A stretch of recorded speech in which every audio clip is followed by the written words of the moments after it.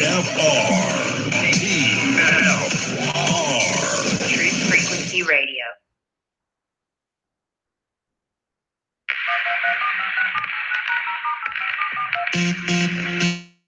Condition orange.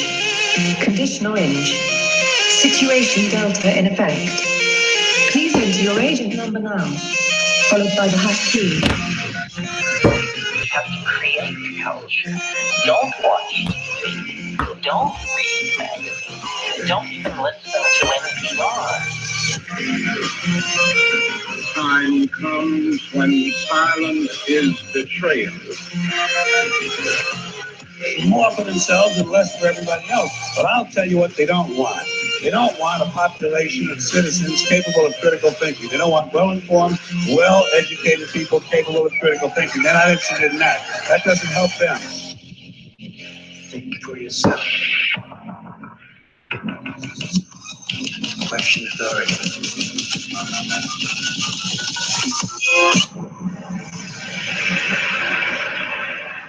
This code has been compromised.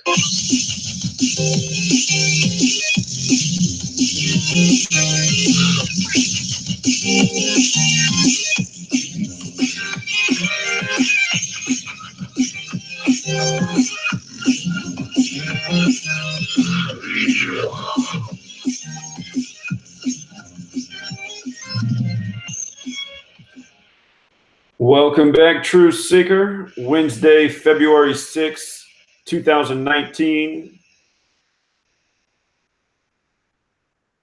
Hopefully I'm coming through all right. This is Truth Frequency Radio. This is the Gematria Effect. I'm Zachary K. Hubbard. We are broadcasting on YouTube tonight in a live stream. Going to start doing this every single week. Wednesday's our night. Out here on the West Coast, we start at 6 p.m. We go for 3 hours until 9 p.m. Do the math for your time zone. It's internet radio, so you can listen anywhere in the world live. If you're on the East Coast, it's 9 p.m. to midnight every week. This is a caller-friendly program. The number, if you want to phone in, is 213-233-3998. Again, that's 213-233-3998. If you're on YouTube and you expand the headline of the show, you should see the phone number right there. Always love when we get first-time callers. We got a handful of people on hold already. We'll be going out to the phone line shortly. I'm doing my best to keep a theme to the episode. Here we are in Black History Month, and since the months began, we've been getting bombarded with headlines having to do with racism and racial division, and there's a big focus on Virginia.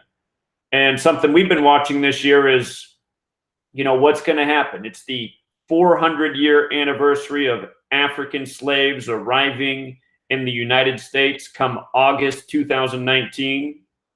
They arrived at Comfort Point, Virginia. So August 2019 will be the 400-year anniversary.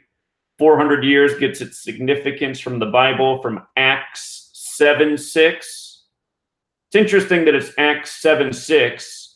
In Gematria, the word Negro, slave, blues, they all sum to 76. And in history, the Million Man March, which was a million black men, that was on the day leaving 76 days left in the year, October 16th, 1995.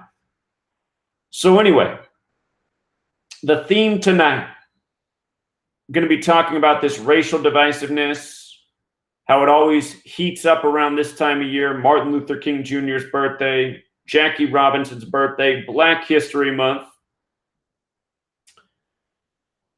So far in Virginia, and who knows, there might be more by tomorrow, but so far it's the governor, the attorney general, and the lieutenant governor, all having racially divisive headlines. The governor and the attorney general in blackface, and then the lieutenant governor's a little bit different. They're saying he's guilty of sexual assault. If you missed the work I put out on those stories, what brings them all together is the number 42. 42 is associated with Black history, largely through Jackie Robinson, who wore the number 42.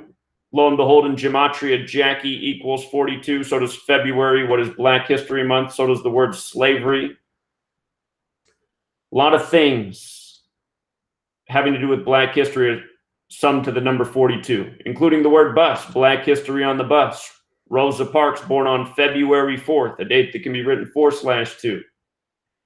The story about the Virginia governor, it broke February 1st, 2019, the first day of Black History Month. Not only does February equal 42, but that was a date with 42 numerology. Story about the lieutenant governor. His name, Justin, sums to 42. His accuser is Tyson. Tyson sums to 42.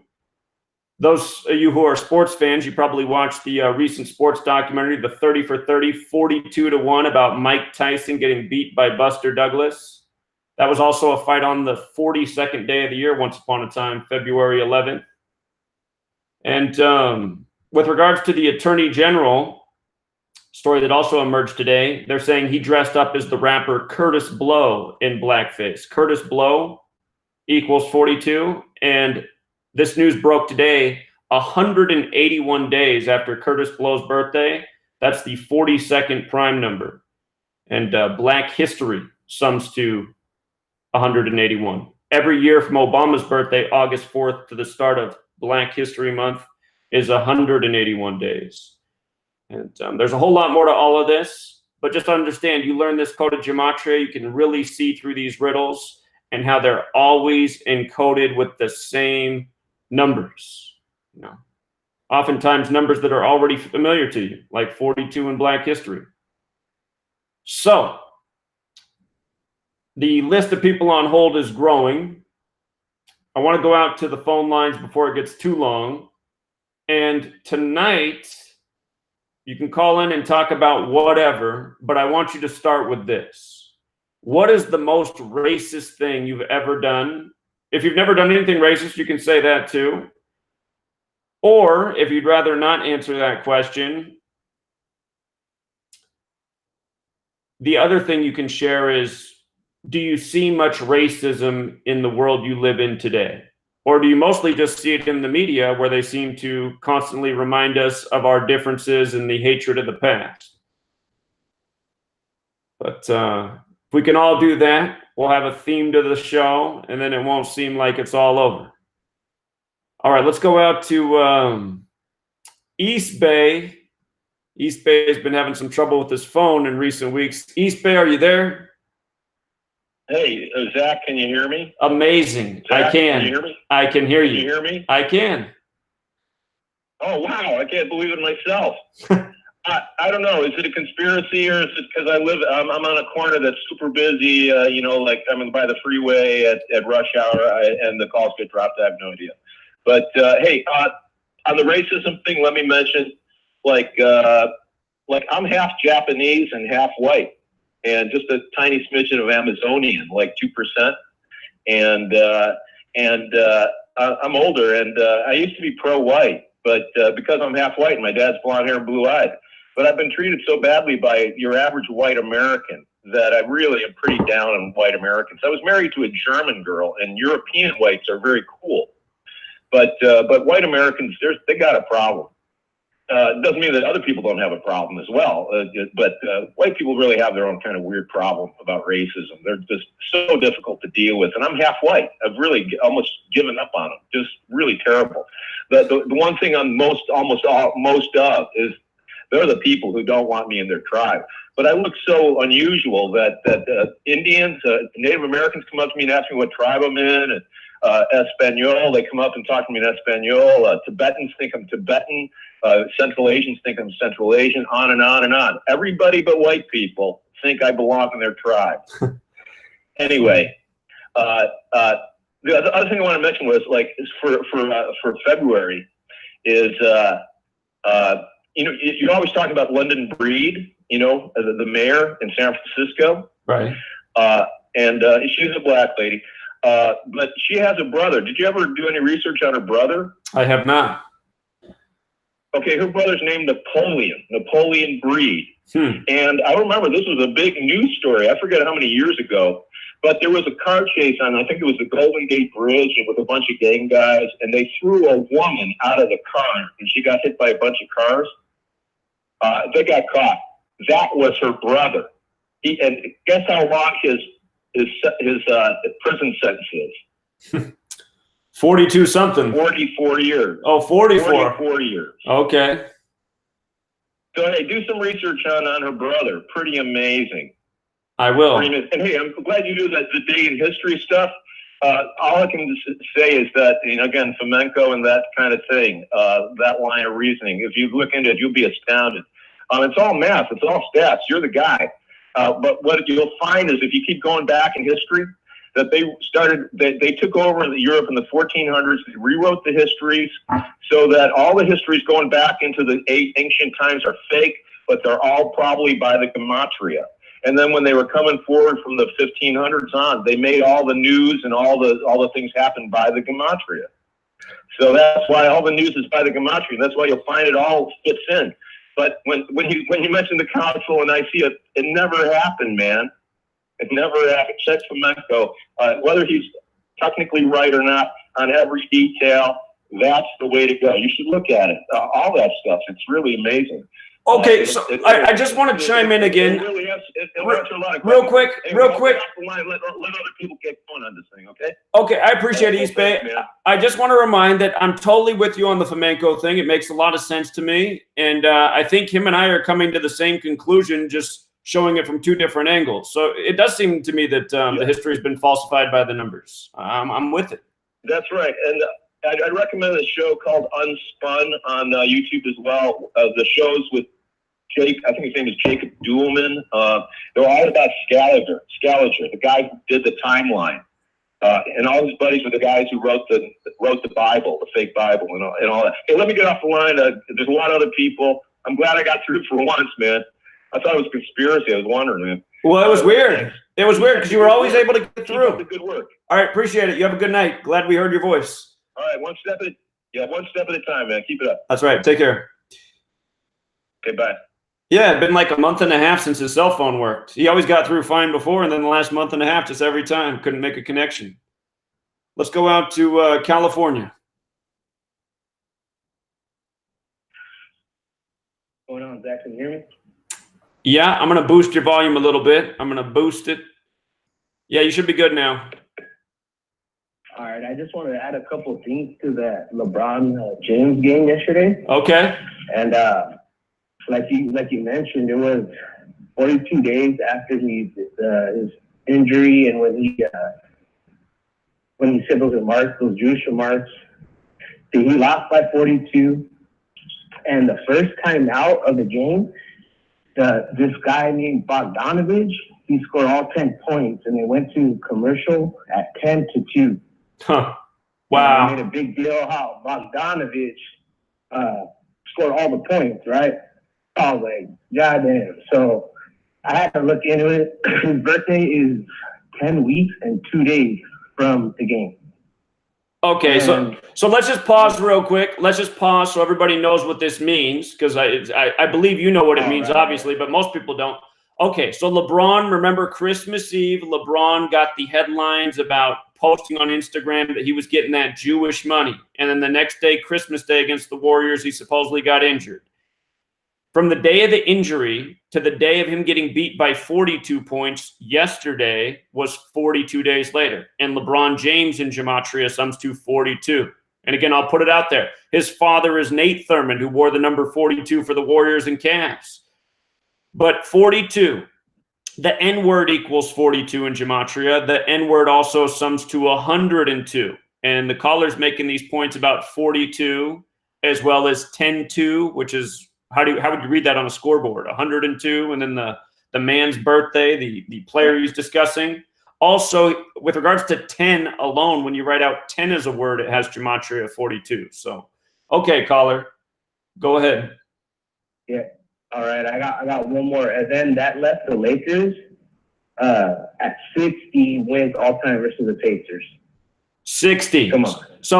So this is where you got to know your base ciphers. With the alphabetic order, the N-word sums to 60. With the alphabetic order and the rules of numerology, the N-word sums to 42, just like February, just like LeBron James, and a long list. When you turn the alphabetic order around, that's where the N-word sums to 102. And that's why you want to know all the ciphers, because you can see how the riddle comes together, just like the caller did it. 42, 60, 102.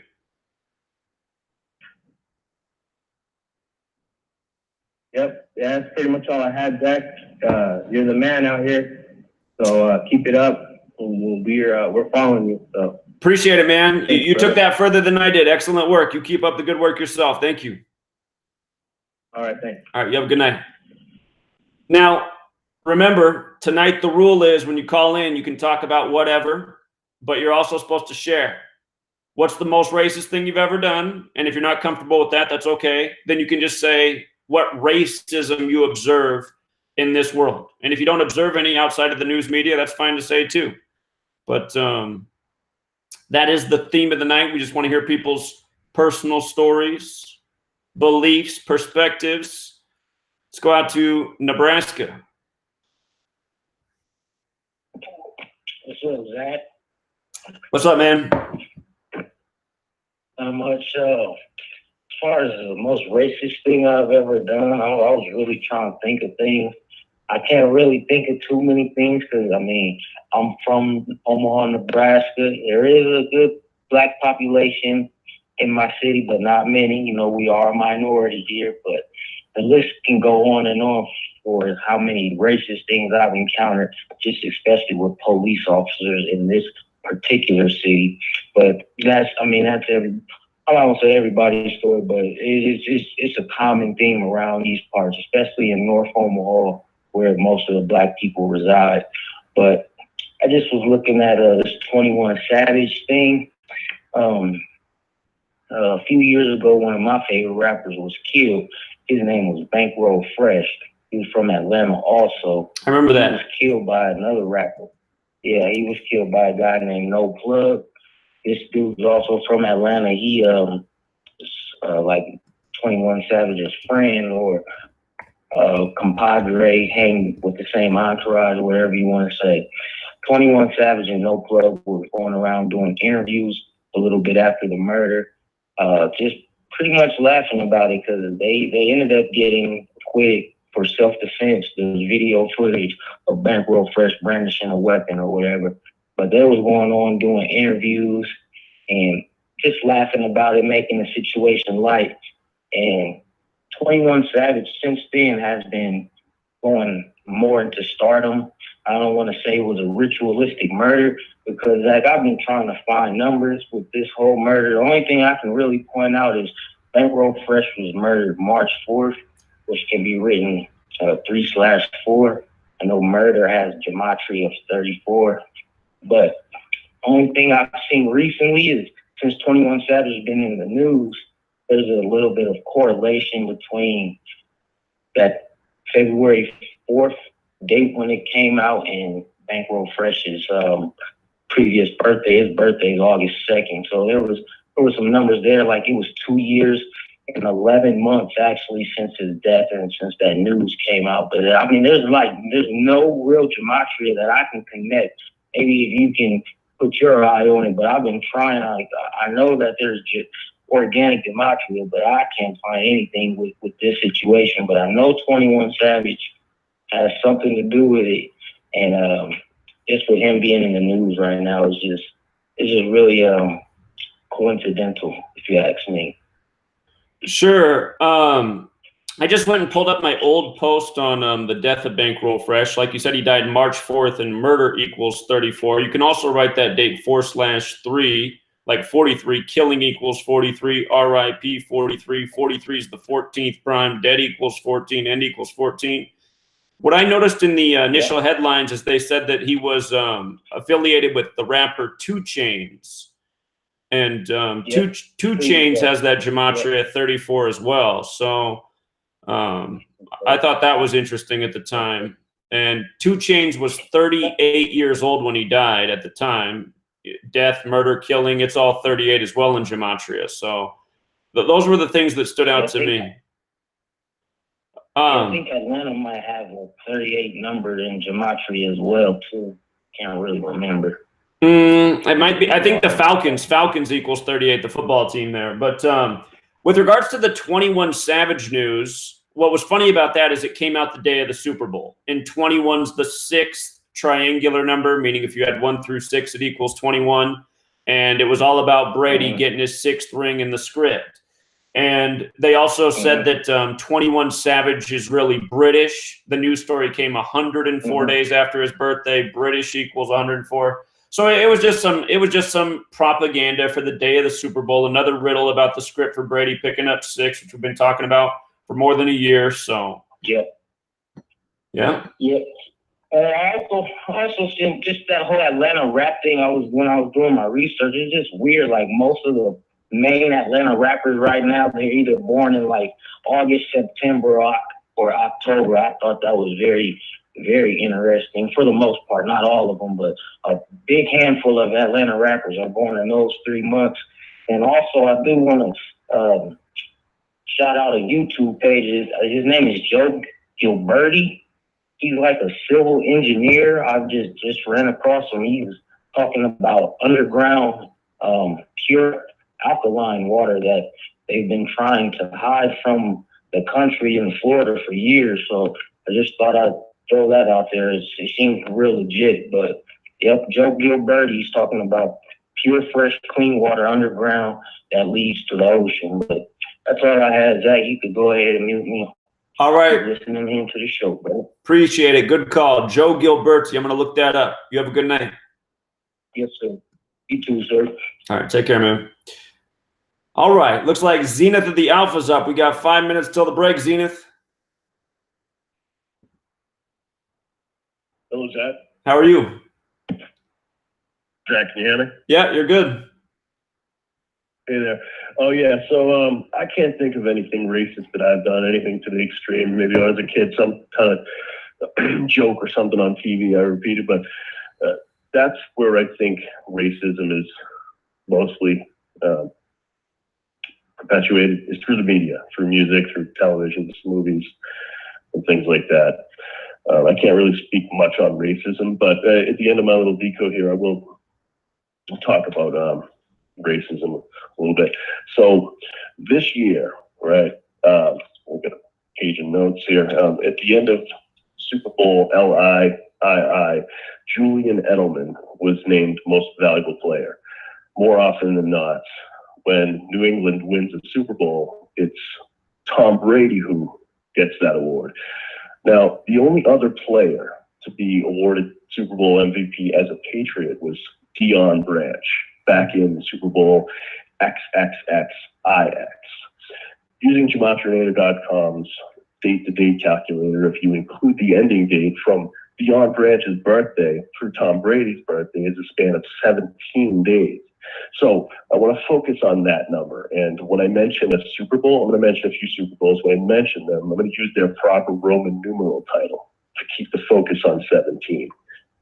So I noticed that that number, 17, connects with the few Super Bowls that the Patriots lost in during their so-called dynasty, which began obviously 17 years ago. Okay, so back in Super Bowl XLII, it was New York Giants against the New England Patriots. Patriots lost. The Giants scored 17 points that game. Those same teams met again in Super Bowl XLVI. The Giants defeated the Patriots, but this time it was the Patriots who ended with the 17 points. New England's most recent Super Bowl loss was to the Philadelphia Eagles. That was Super Bowl LII, which obviously was associated with the 2017 season of the NFL. But recall how the Patriots dynasty began. It began the first time the Patriots ever won a Super Bowl was when the final score of that game was 20-17. So obviously 17 is an important number in relation to the New England Patriots dynasty. But 11, I'm talking about this number, 11, that number connects back to before their dynasty began. So Julian Edelman, this year's MVP who wears number 11, was born the same year that the Patriots made their first ever Super Bowl appearance. That was Super Bowl XX, Patriots versus Bears. The Pats lost that game. As it turns out, their quarterback at the time, Tony Eason, wore number 11. The Patriots' second Super Bowl appearance was 11 years later. They lost against the Packers in Super Bowl XXXI. Patriots scored 11 more points than they did the first time around. By the way, Drew Bledsoe, the Patriots quarterback during XXXI, wore number 11. And if you know how to read Roman numerals, XXXI represents the 11th prime number. So, like I said, 11 and 17, extremely important regarding their history of Super Bowl appearances. But here's the craziest part. So if you do 11, 17, flip it upside down, those numbers, 1, 1, 1, 7 upside down look like L, I. And if we add 11 plus 17, we get 28. I find 28 is a huge number connected to all this. We get a sum of 28 by adding this year's quarterback jersey numbers together. Goff plus Brady's number equals 28. This year's Super Bowl fell on James White's birthday. James White wears number 28 for the Patriots. Using the keypad cipher of Gematria, the name White equals 28. Again, he wears number 28. Recall when White scored the winning touchdown of Super Bowl LI, till then the score was 28-28. And you had number 28 scoring the winning touchdown. Those last couple of examples were the only times that the number 28 was part of the final score of any Super Bowl. Oh, hey, the commercial's starting. The commercial's starting. Hold it right there. We'll be right back, everybody.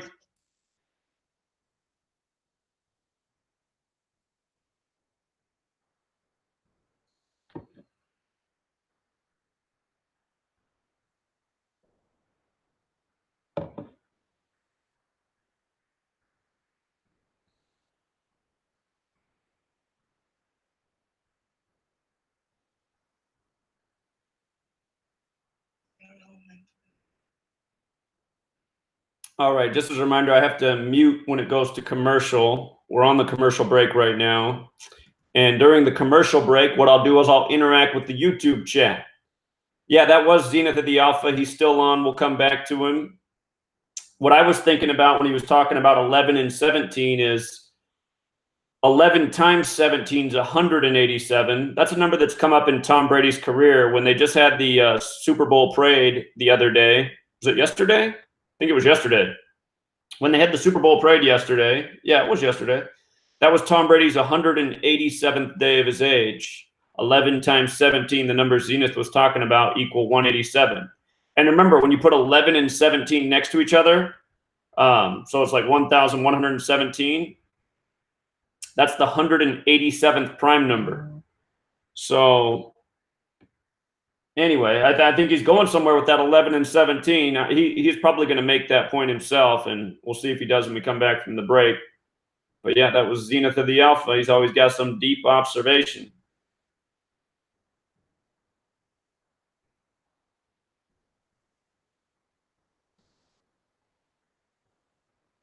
There's commercials. I'm on TFR right now. It's Truth Frequency Radio. So when it goes to commercial, I'll just interact with you guys in the chat.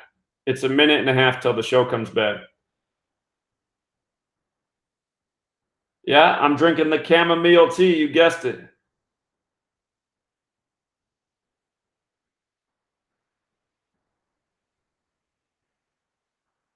What's the most racist thing I've ever done? Well, I don't know. I've never really been a racist person myself. I grew up in a diverse community. I'm sure most people would say the most racist thing I've ever done is get on here and blame the false ones. So.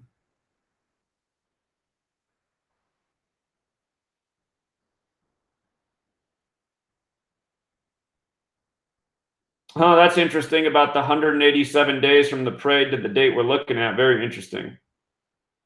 Glad you're enjoying it, Rich. Hey, Richard Quinn's in the chat. If you're on Facebook, go to Daily Dose of Gematria. He's got the Gematria cards to pass out to your friends to help spread the word.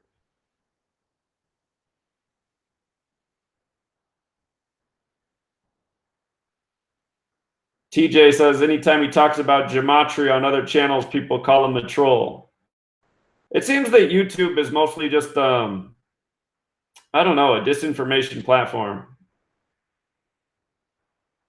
Very welcome, Christian. Thanks for listening. I haven't seen the Bumblebee. Oh, shoot.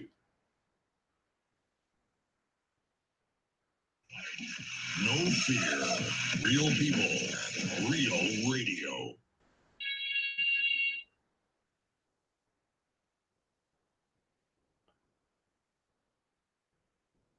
We're coming back in just a few seconds here.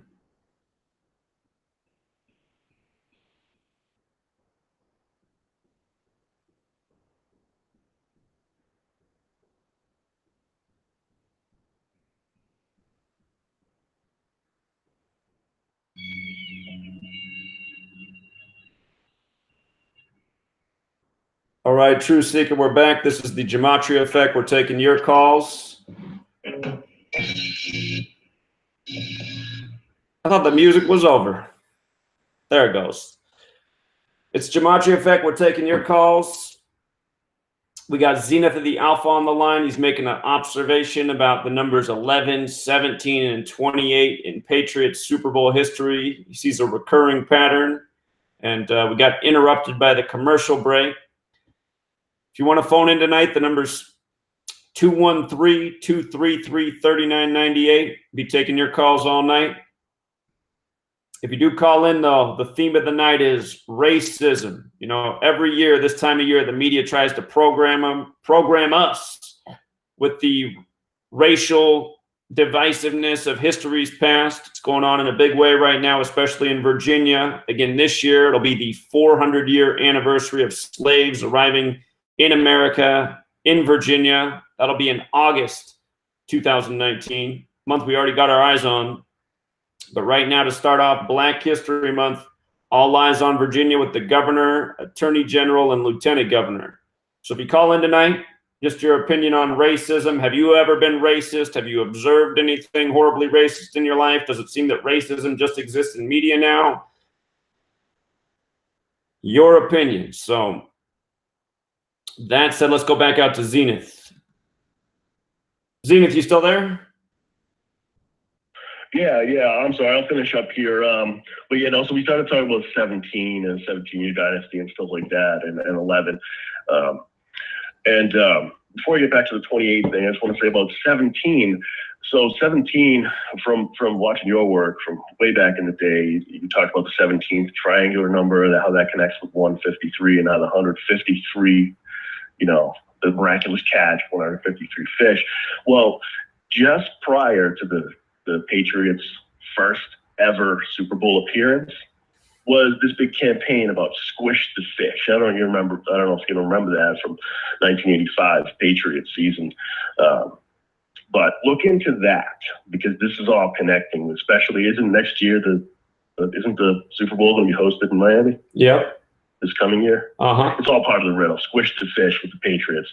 But okay, so I guess it's 17 plus 11 is 28, and 28 has only been part of the final score of any Super Bowl in a couple of games where the Patriots played in. Those were Super Bowl 49 and 51. Sandwiched in between that, by the way, again, I said white equals 28 to the keypad cipher. Okay, so in between that was Super Bowl 50, and remember there was a big Black Panther tribute and all that racism stuff that you found, all that stuff. It was in Super Bowl 50, right? Right. With Beyonce. Yes, there was a lot of stuff that you found out about racism, and it just occurred to me, thinking that the name white equals 28 from the keypad cipher, he wears 28, sandwiched in between the only two Super Bowls where the ending score had 28 in it. It was Super Bowl 50 with the Black Panther tribute and all that stuff that you found. So I had a lot more to say. One thing I will say with this particular Super Bowl, remember back in LI when we found out that 3 and 28 was connected because of season 28, episode 3 of The Simpsons. Lady Gaga's birthday was the 28th of March. That episode of The Simpsons aired 3 months and 28 days before the Super Bowl and all this. And that's what the score of the game was when the Patriots started their comeback. They were down 28-3. Yes. that connects kind of with this one. I watched my newest video. I have 2 videos about it, but something I don't think I pointed out in my video was that if you start from this year's Super Bowl going forward to 3/28, it's 53 days. Here we are talking about Super Bowl 53. You know, I'm not going to keep rambling on. I'll just say to people maybe they should go watch my videos. But yeah, there's some stuff going on. And by the way, congratulations. You called us from the end of last season. So right on, dude. Appreciate it, man. Thanks for the call. Thanks for the information. Everybody check out his channel, Zenith of the Alpha. He has a lot of information. It's always easier to follow with the visuals on the screen, which you'll get at his YouTube channel. All right. Have a great night, friend. Thanks for the call. All right. Later on. All right. Take care, man. So again, 11-17, 11 times 17, 187. The Super Bowl parade on Tom Brady's 187th day of his age. Those are big numbers. They go beyond football. The whole yellow vest protest started in Paris, France on November 17th. 11-17, Paris, France equals 187. Big numbers with masonry. Masonry from Paris, France to the NFL. It's people run the show, and they do it by the numbers. Let's go out to Delaware. Delaware, what's going on this evening? Hey, what's up, man? What's up? Not too much. Hey, just to answer your question and whatnot, I don't think I ever, had ever been racist towards anybody or anything like that. I may have, said some names or whatever, but I really can't think of anything off the top of my head. But I wanted to talk about, Black History Month. Yeah, I was watching the news earlier over at my friend's house, and, there was a bunch of stories that just kept popping up about Black people. And one of them was about how a football coach had got into a fight with a student and had beat him up. And then I guess he's on administrative leave. And the next few stories were about Black people too. So yeah, I see how the news does perpetuate it. Definitely to a degree. The news definitely perpetuate it from the stories they put out.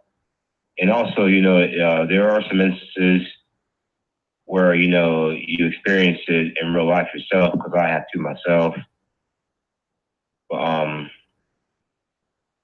We all see these figures like Rosa Parks and other figures like MLK. And, they have these people written in books, but they never come out and say what other people have done.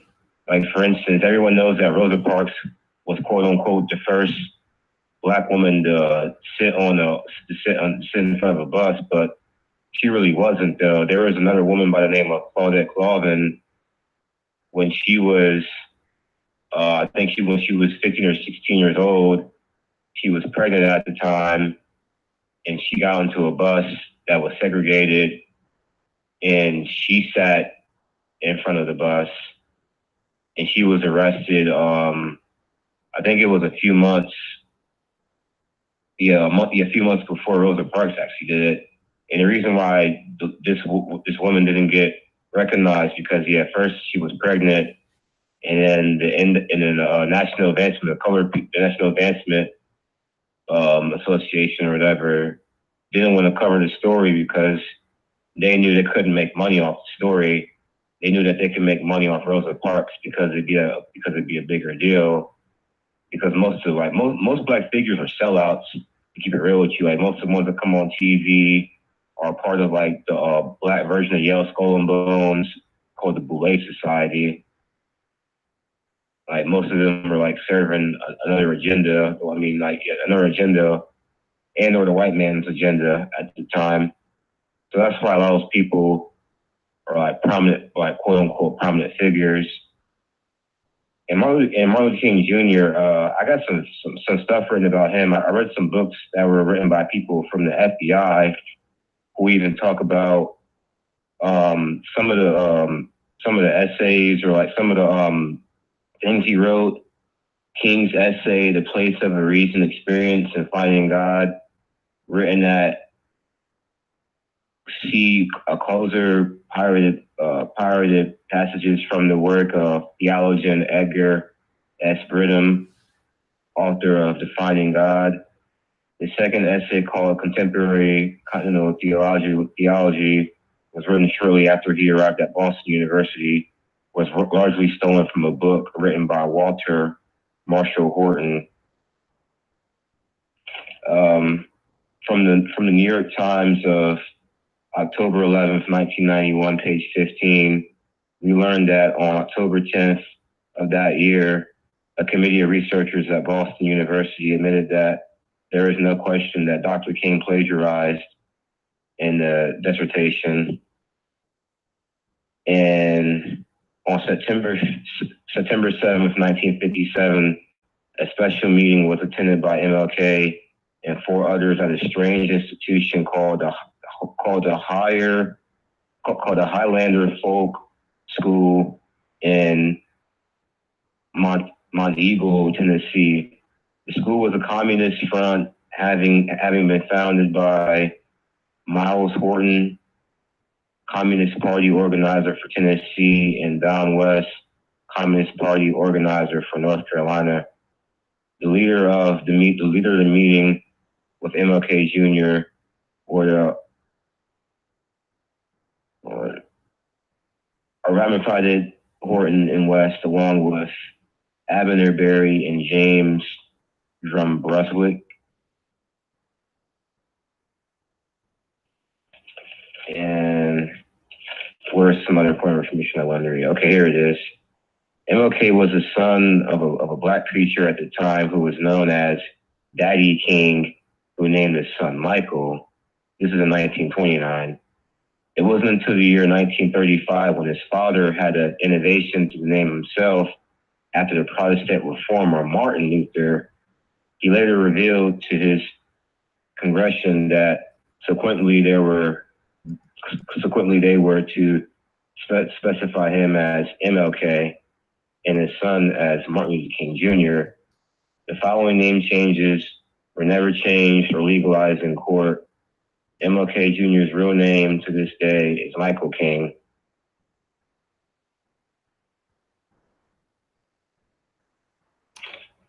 All right. Yeah, you make some good points. I mean, a lot of that research is out there. There's a lot of people that accuse Martin Luther King Jr. of not being the man he presented himself to be, that he plagiarized other people's speeches. What I'll always like about Martin Luther King Jr. is his April 4th, 1967 speech. Plagiarized or not, it's on point. I really think everybody should listen to it. And oh yeah, I definitely have listened to it before too. Yeah, that's a great speech by him. Yeah, regardless of whatever. Yeah. All right, man. We'll keep it up. You always do great research. And yeah, I mean, Martin Luther King Jr., no matter what he was, I mean, he had a lot of enemies for the things he said. But I just always go back to the April 4th, 1967 speech, a year to the day of his death. So I think everyone's got to listen to that one. And also, I like what you're doing with your channel and everything. You know, I really appreciate what you're doing. You know, like it's really you know, inspiring. You know, that you read that you've sold the many books and gotten to a point that you want to get to. And people can keep saying your work is a bunch of BS, but like you said in one of your older videos, people need to ask themselves, why has the FBI came knocking at your door? Why has YouTube and Google deleted 17 channels? If your work is BS, and why has that happened? You know, like. Right. And I mean, why is my main channel censored now? I did a test this past week. 3 videos that I uploaded on my main channel that weren't getting any views, I uploaded them on my backup channel, and they got 5 times as many views on my tiny little backup channel as they got on my main channel. So that shows that YouTube's trying to squash the work. And now that my channel is monetized, it also shows that they don't want me making any money off this, because my backup channel is not monetized. So they let the videos get views over there. It's just, yeah, I mean, it's obvious that they're trying to suppress it. Sports championships you got to call too. Yeah, exactly, man. I mean, And how many more racist stories by the numbers and shootings by the numbers and just all the things we've been talking about for years, the things that we presented for years on this channel, on this radio program, on the blog, on the YouTube channel, they just continue to repeat themselves. Every word that I wrote in that book has been proven true several times since it released. So, yeah, I appreciate it, friend. You've been here a long time, so I'm glad to have you around, and you continue to do the research and spread the message. So you're much appreciated. You have a good night, friend. You keep it up. Thank you. All right, take care, man. Oh, I didn't mean to cut you off, but you have a good night. Next up, we got New York. This guy always blows my socks off with his decodes. What's up, man?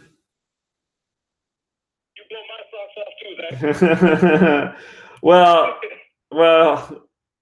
we both know the truth here. You've been putting me to shame, so let's see what you can do tonight. Well, I did have some stuff planned. Okay. Here's the echo. Yeah, so there's something a little bit broken up about your signal tonight. Is the echo still there? It sounds okay on my end now. Oh, okay, good. No, yeah, I did have some stuff I was going to talk about, but you threw a curveball in. And I wasn't expecting this, so all right, I'll talk about what you brought up.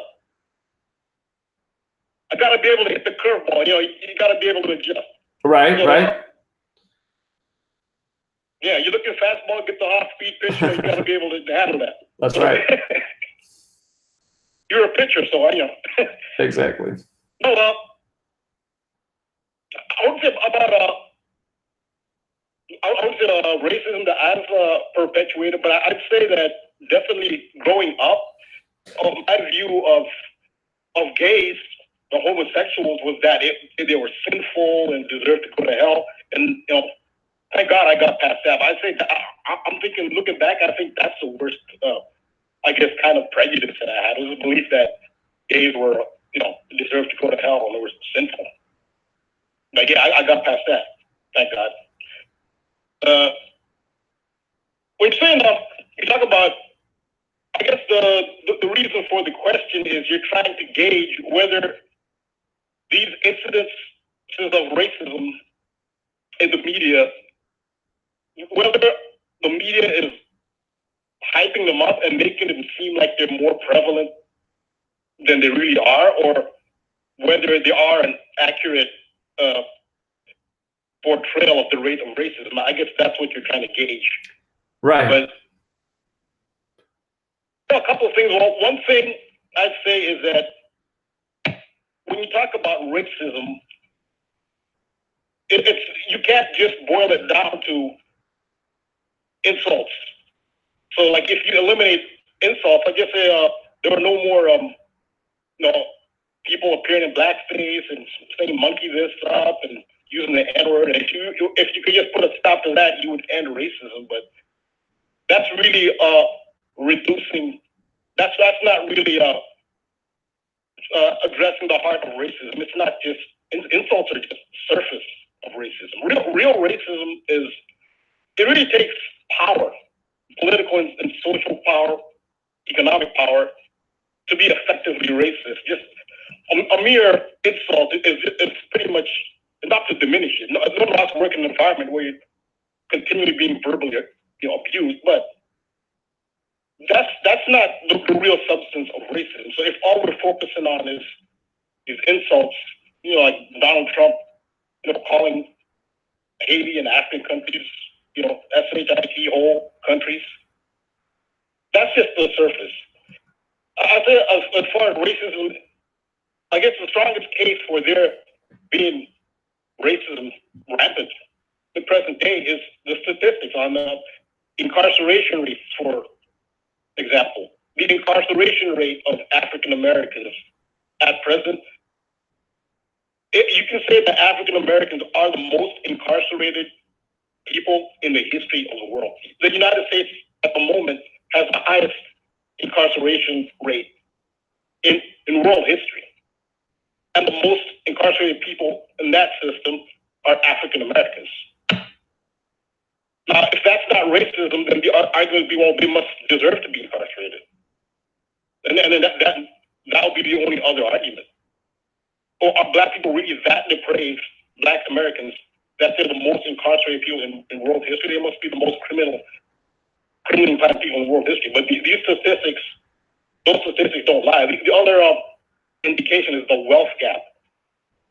The wealth gap between black people and white people is, it's galactic.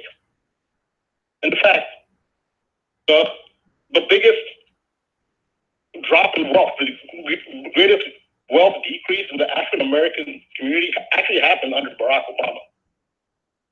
So again, that speaks to the question of how much power do black people actually have. Just because a black person is president does not mean he actually has power. The real power behind him that influences him are not black and do not act in the interests of black. So when you talk about racism, I think the incarceration rate, which is historic by world standards, and the wealth gap are two indications of racism. And if they're not due to racism, then one is arguing that blacks just are not, I guess, intellectually inferior or have a lower work ethic or just naturally inclined to criminality. Otherwise, it's stark. But also, it's important not to just focus on blacks. Native Americans have extreme problems in those departments as well, but probably more so than blacks even.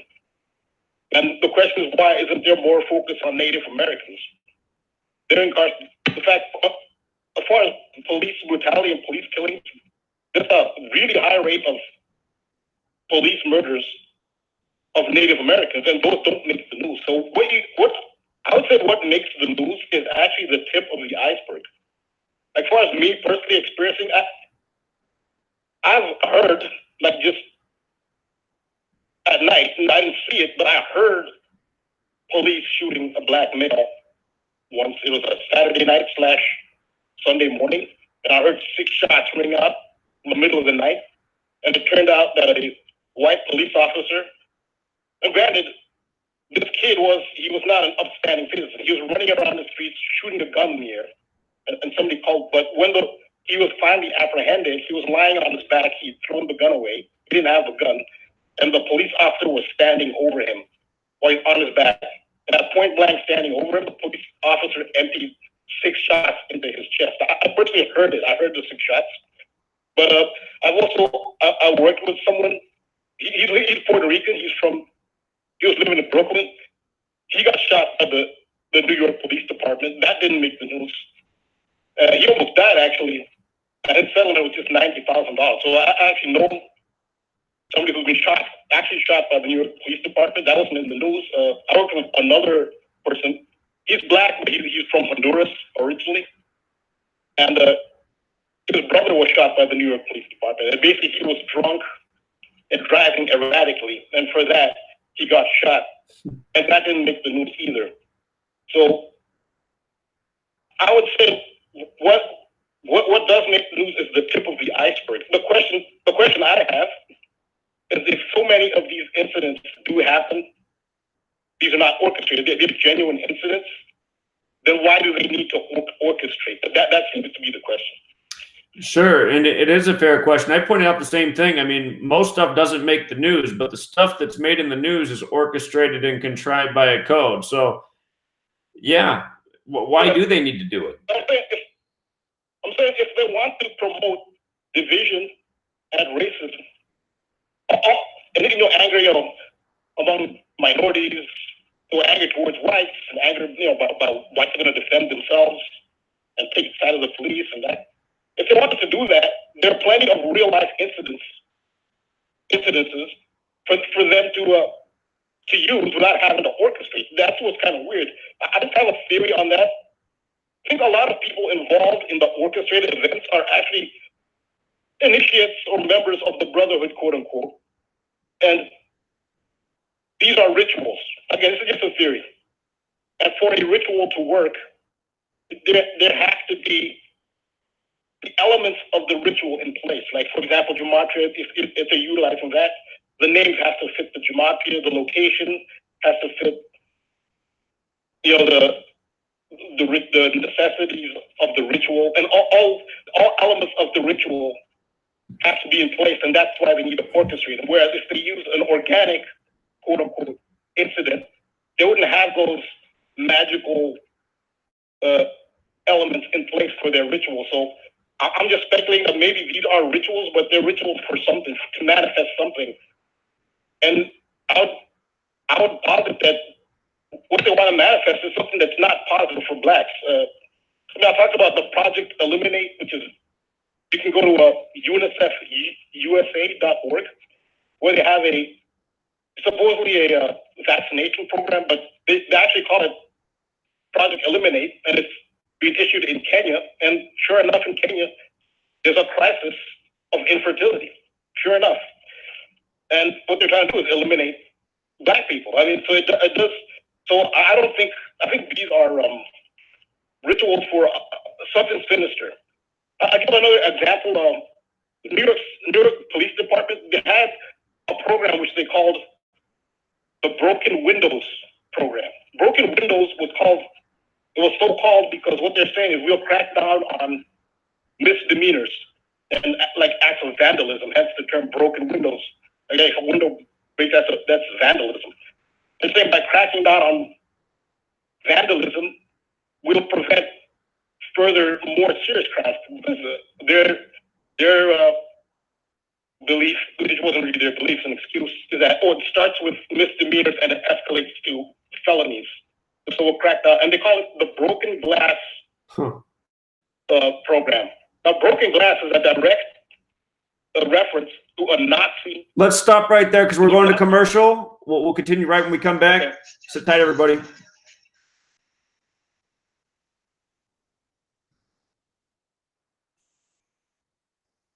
Fitting that Public Enemy comes on.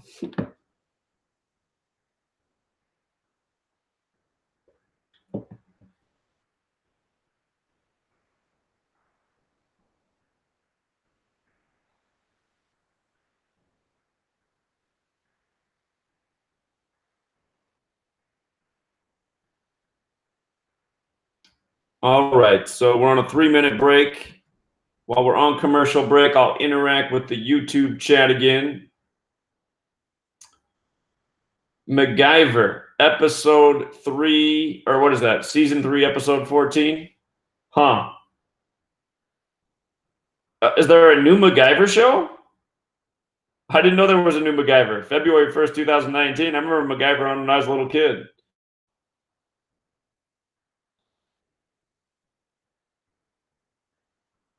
Okay, I'm going to copy and paste your comment or take a screenshot of it so I remember to look at this. I had no idea there was a new MacGyver TV show.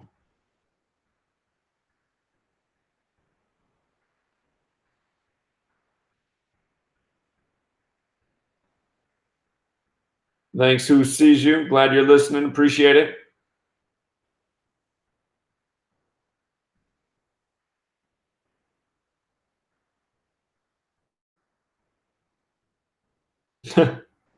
MSD code says Zach's a shield. Nope.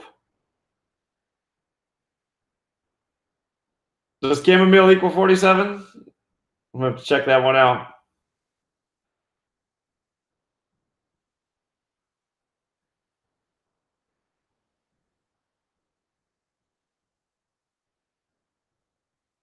What's up, War Mentality?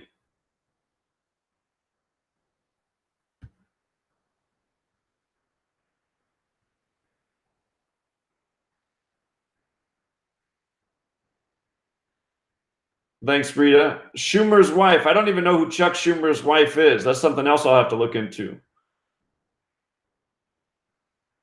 I think the way to use the code against them is just to expose it and get people to wake up to the agenda. I mean, so many people fall for the media. They fall for the lies. They fall for the deception. They get caught up in all of it. They let these stories rule their mind, ruin their day. You know, they use all their energy up with the rigged sports games. I think the way to use this code against them is to expose what they're doing.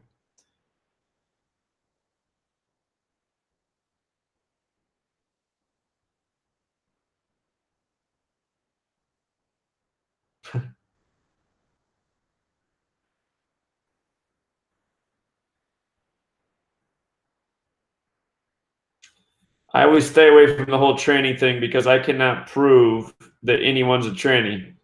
Some people do look feminine, some look masculine, but it's just something I cannot prove, so I stay away from that topic for the most part.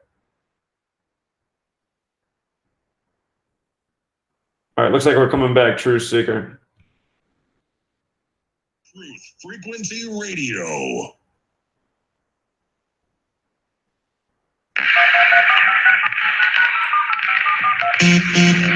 Condition orange. Condition orange. Situation delta in effect. Please enter your agent number now, followed by the hash key. We have to create culture. Don't watch TV. Don't read magazines. Don't even listen to NPR. Time comes when silence is betrayal. More for themselves and less for everybody else. But I'll tell you what they don't want. They don't want a population of citizens capable of critical thinking. They don't want well-informed, well-educated people capable of critical thinking. They're not interested in that. That doesn't help them. Think for yourself. Question 30.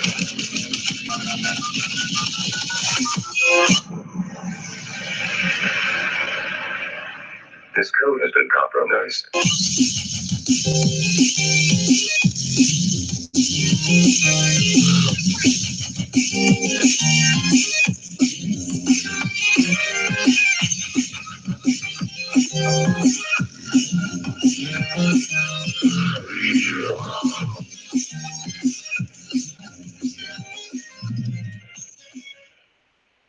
All right, Truth Seeker, we're back. This is the Gematria Effect. We got 2 hours left. We're taking your calls. If you want to phone in tonight, the number is 213-233-3998.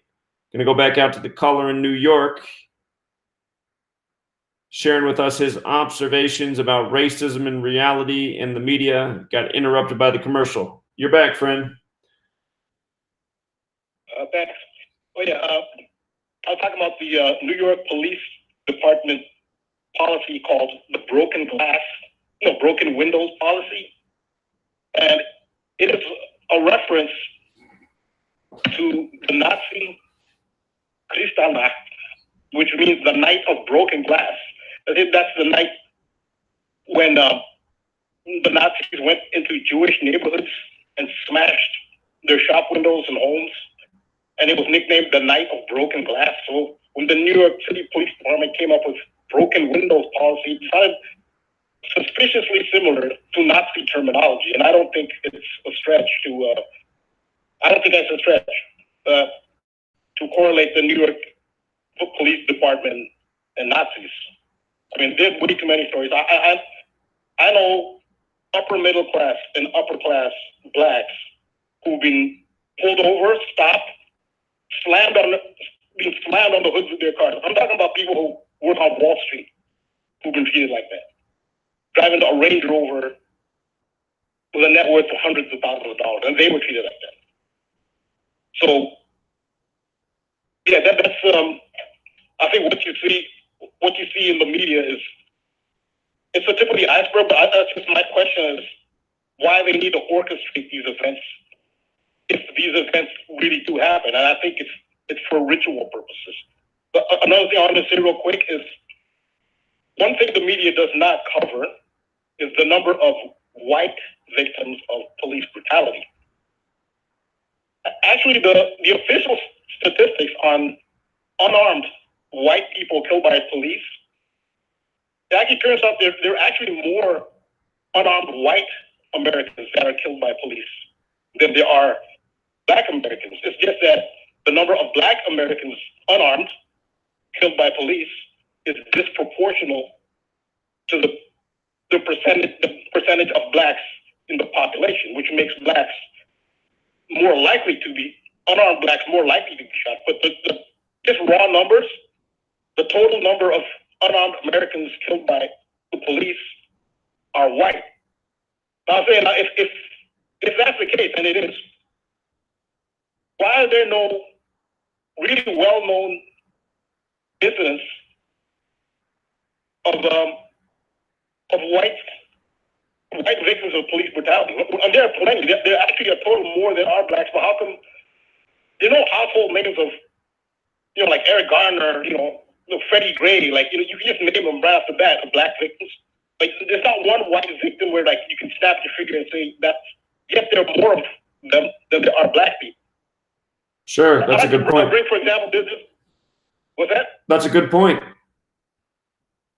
I'll give some examples. There's a really horrendous incident. Like you would not believe, even the most cynical and most awake person might not believe this, but you should look up a lady named Hope Steffi. That's Steffey. She was from Stark County, Ohio. What happened was she was a victim of violence.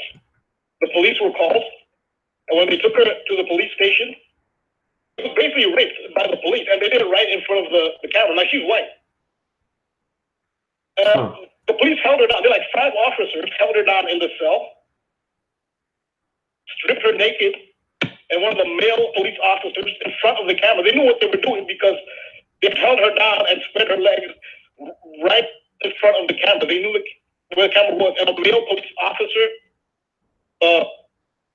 manually violated her. Imagine if this had been a black woman. You would have heard about it. Like, as egregious as that is, not one, they only made local news. Not one major network actually covered that story. What's interesting is I just looked it up. It's not hard to find, and the shot's even just right there on the web. In military time, in front of the camera, it's 2023, kind of like 223. Oh yeah, yeah, but that story didn't make national news. I mean, even though that fits the numbers, it's a story that nobody heard about. As egregious and shocking as it is, it just didn't. Yeah, I'd never heard of it before. Didn't make national news. Yeah, but there's another one. I mean, there are multiple incidents like these. There's one particularly shocking one was there's somebody named Daniel Shaver. He's white. This happened in Mesa, Arizona. He was at a motel. The police were called to the motel. He was staying in the motel. I don't know, maybe he was loud or something. There's a noise complaint. But the video is from the police officer's body camera. The police came in dressed. He was equipped like a Green Beret. M16 and everything, like body armor. Comes in, and it's all on the body camera. He demands that, get on the ground like they normally do, you spread your legs. He was complying, and this guy's aiming. I don't know what kind of gun it was. It looked like an M16 or something, a high-powered automatic rifle. He's yelling at the guy. Do what I said. I'm doing what you're saying. I'm on the ground, and his girlfriends are pleading, and he just unloads on the kid. This is a white person that was killed, and there are multiple. Like I said, this happens more often in total numbers to unarmed whites than to blacks. It just happens disproportionately to blacks. Right. But when it happens to whites, it is not reported, and there's no household name, but you can click that's like that. You can with black. You just rattle off the names. Right. Yeah. And I'll say the reason that is because, so that's part of what you need to be talking about. The reason that is because they want to convince white Americans that authority, which they know it's a New World Order, they want a police state. They want like the 1984 type authoritarian fascist New World Order. That's what it is. But you can't have white people who are the majority and the ones who are most armed resisting because they can't succeed. So what you have to do is convince white people that an authoritarian government is nothing for them to worry about. Sure, that's black a good people point. can worry about it. Let black people worry about it. They deserve it. Let Mexicans worry about it. But the authorities are on your side. White people is the message. So all these egregious incidences that happen to whites do not get reported for that reason. To convince white people that an authoritarian government is okay for you. It's nothing to fear.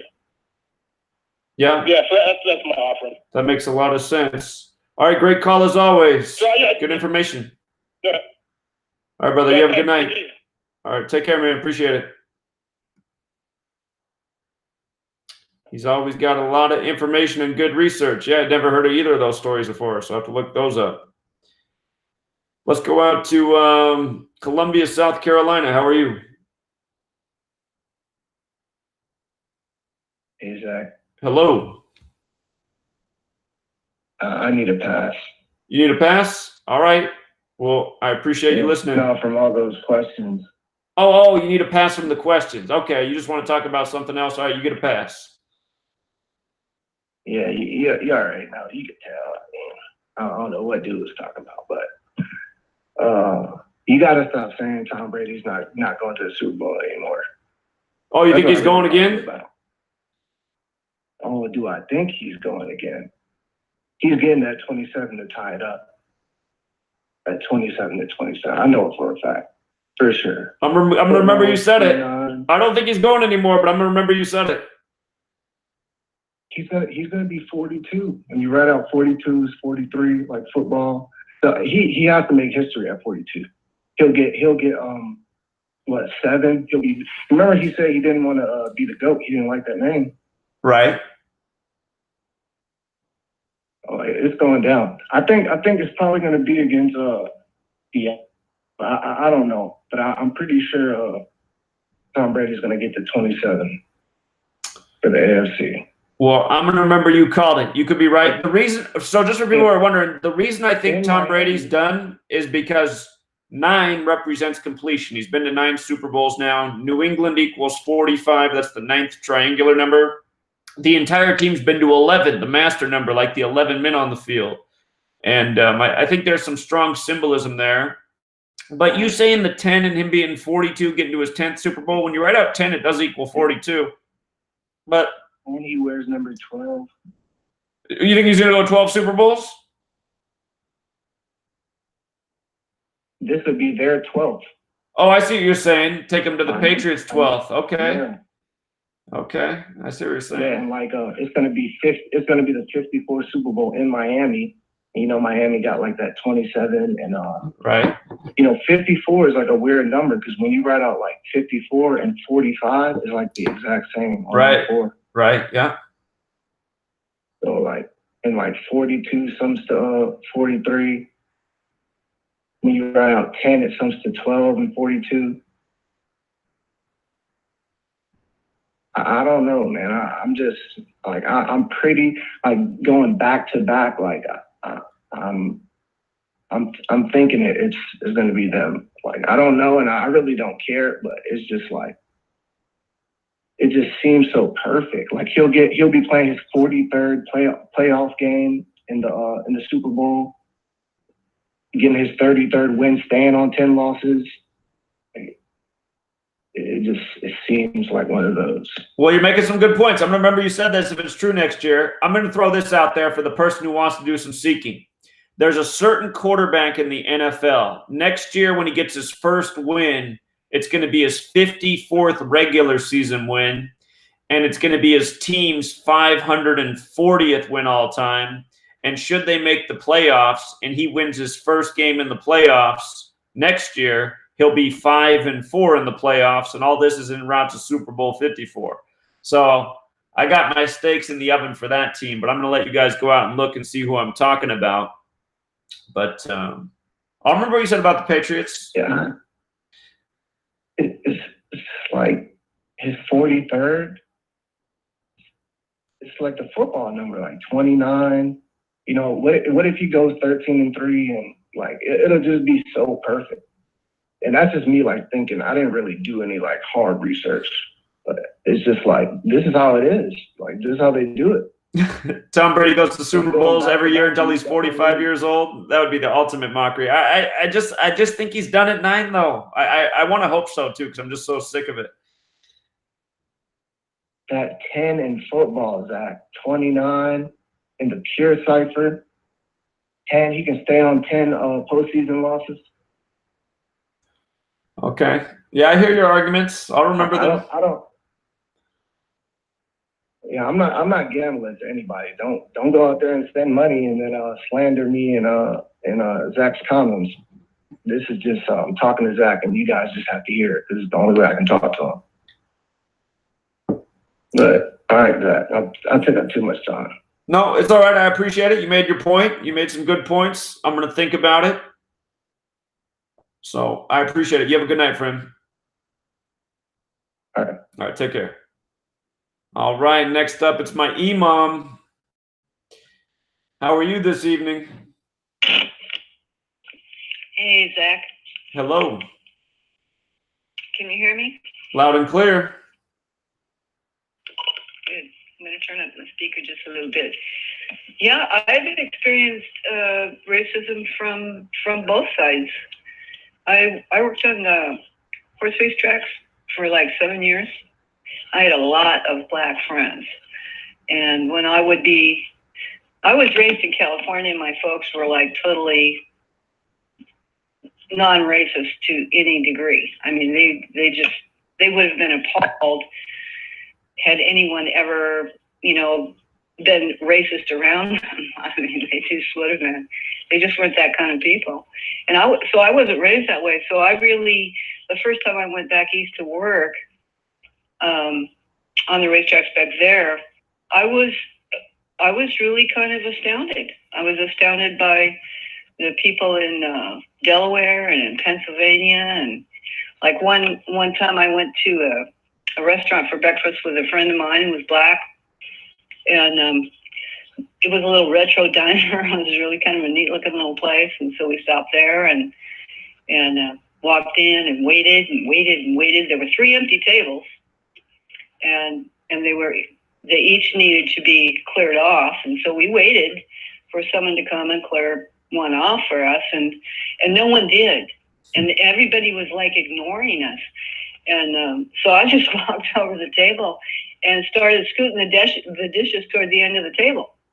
And right before they went off the edge, this waitress comes over and she real quick cleans it up, and she didn't apologize. She just quick cleaned it up, and then we sat. She wiped off the table sort of, and we sat down and waited for her to bring us our menus, and we waited and waited and waited. And so I took at that point they had sugar in these big shaker type things, the kind that pour out. And I just started pouring it on the floor. And finally she came over with, and it was like the whole way through our meal, it was like this. And nobody in the entire restaurant was talking. It was really bizarre. And finally, so we got done, we paid, and we left. And to me, it was just like, well, that's the last time I go back there. And then I was working at Hollywood Park Racetrack, and there's a drive-in. It was back in California, and there was a drive-in right across the street from Hollywood Park off of La Cienega Boulevard. And a friend of mine who was not black, we went over to see the show, and my daughter at that point, she was like 4 years old. And my friend Ray, during the intermission in between movies, he went in to get us some snacks. And I would say that probably 99% of the people easily there at the drive-in were black. And I didn't see a problem with that. So I was like taking my daughter over to play in the playground, because they had a little playground there. And I was just about to put her down on this little merry-go-wheel type thing, and all of a sudden there was this huge thump, like somebody had thrown a rock at some metal piece of equipment there, and it made me jump. And there was a girl standing behind me, and she just started laughing. She thought it was hilarious. And I just turned around and I looked at her and I said, that was so totally uncool. I can't believe how uncool that was of you to do that. And she stopped laughing and just kind of turned away and walked back. Well, I went and got back in the car, and my friend Ray came back, and he was obviously really shook up. And I said, what's going on? Because it took him a long time, to get back. And he says, well, I got jumped. And I said, what? And he says, yeah, these 3 guys like jumped me. And if there hadn't been a security guard in there, I mean, they might have really hurt me. And I said, well, I'm noticing you don't have any snacks. He says, no, they took them. And so that was the last time I went there too. But those were the only 2 really big, type racist things that ever happened around me, which I guess is pretty light. But at the point when I was working in LA was when they were having all the supposed race riots. It was probably, it would have been back in the 70s. So I can't remember the name of them, but nobody on the racetrack was like really, I mean, we were like in our own separate little world there. We were not disturbed by what was going on in the outside world. It didn't matter to us because we were our own little clan, But I can tell you that racism is alive and well in Texas. Thank God most of the people that I've met here who are really super racist are they're really old, and hopefully they'll die off pretty soon because stuff really needs to stop. But it's really difficult to approach a Black person here and not be treated deferentially if you're white, unless you're approaching a very young person. And then they really don't care. I mean, they're not in that. They're rebellious. They're not in that, succumbing to white authority bullshit. They're just not. But yeah, it's alive and well here. I'm amazed. It was a culture shock for me to move to Texas from California. Huh. I was not prepared. I was not prepared at all. I mean, the things that people would say, and I would look at them and stare at them and like, what is on your mind? Right. Who's been teaching you? It just blew me away. But that's all I have to really say about racism, other than for a while there, I was the only white member of the Starlight Social Club in Westchester, Pennsylvania. So I'm real familiar with, what goes on in Black culture back in that time, and I'm really hoping it gets a lot better, because it's always really upset me. It's disturbing me when I see it and when I hear it, and I just don't get it. I don't get the whole idea behind it, and I hate what they do in the newspapers. And I know what the caller from New York was talking about too, because there's a lot of stuff that's gone down, and I've participated in some of it, not willingly, but just been there in that circumstance dealing with police, and I can tell you, it's nasty. It's damn nasty. And I don't trust police, and I don't call police, and I don't deal with police. I just don't, because I know what's gone on before. And, it's just, I have no compassion toward police who get hurt in the line of duty. I really don't. I mean, I wish I did, but I wish I did. I wish I knew one policeman who was good enough to be entitled to my compassion. Let's just put it that way. Sure. But I don't.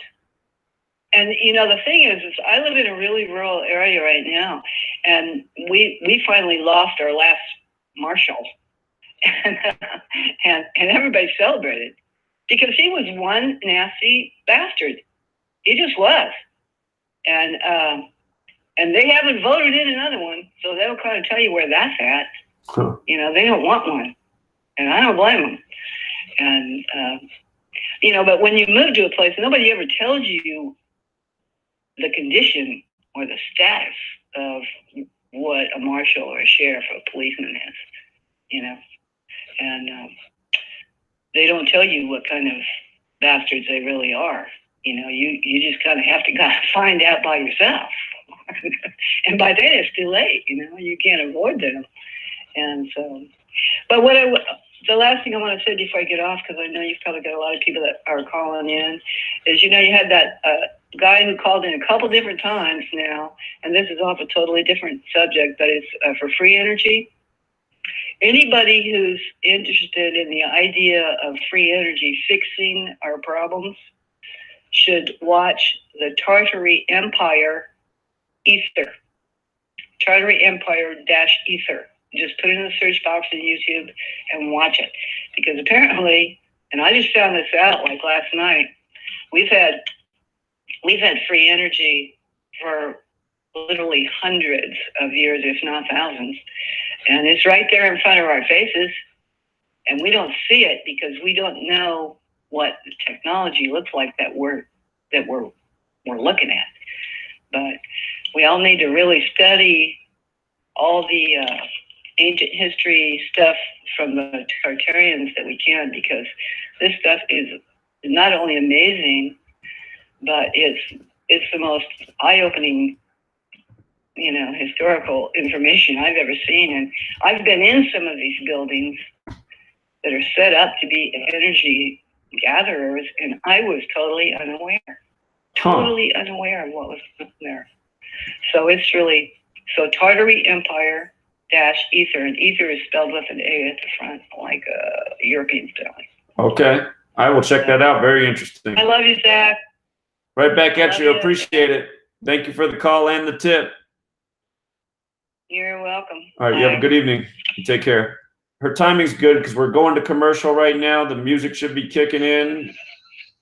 There it is. We'll be right back, everybody.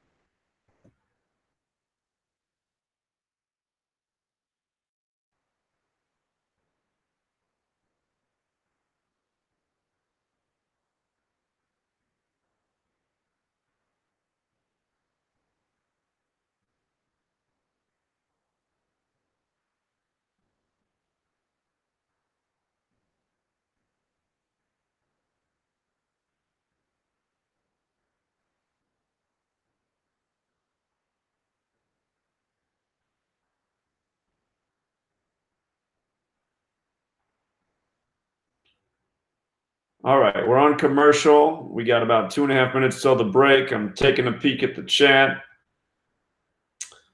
Thoughts on the XFL? It'll be just like the NFL. Yeah, free energy. It's the way to go. I'd never heard of this Tartarian Empire.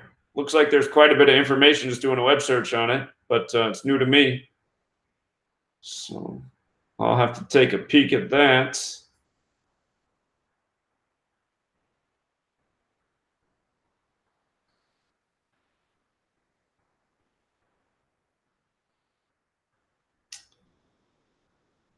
The underlying alcohol. Yeah, that was a good call. I'll research that too. The pier water under Florida. I'm sure it's in other places as well. Stoops, huh? Yeah.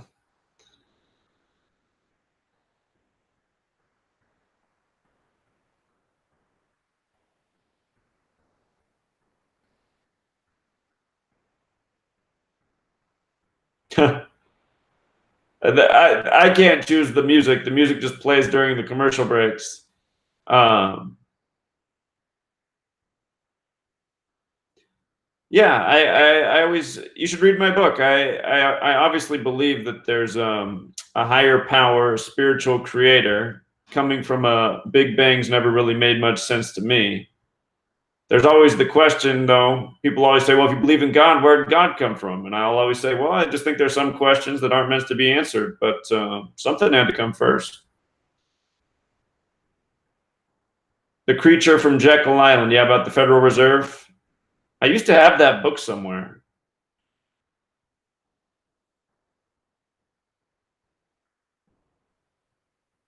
I probably loaned it out to somebody. Don't loan out your things. You'll never get them back.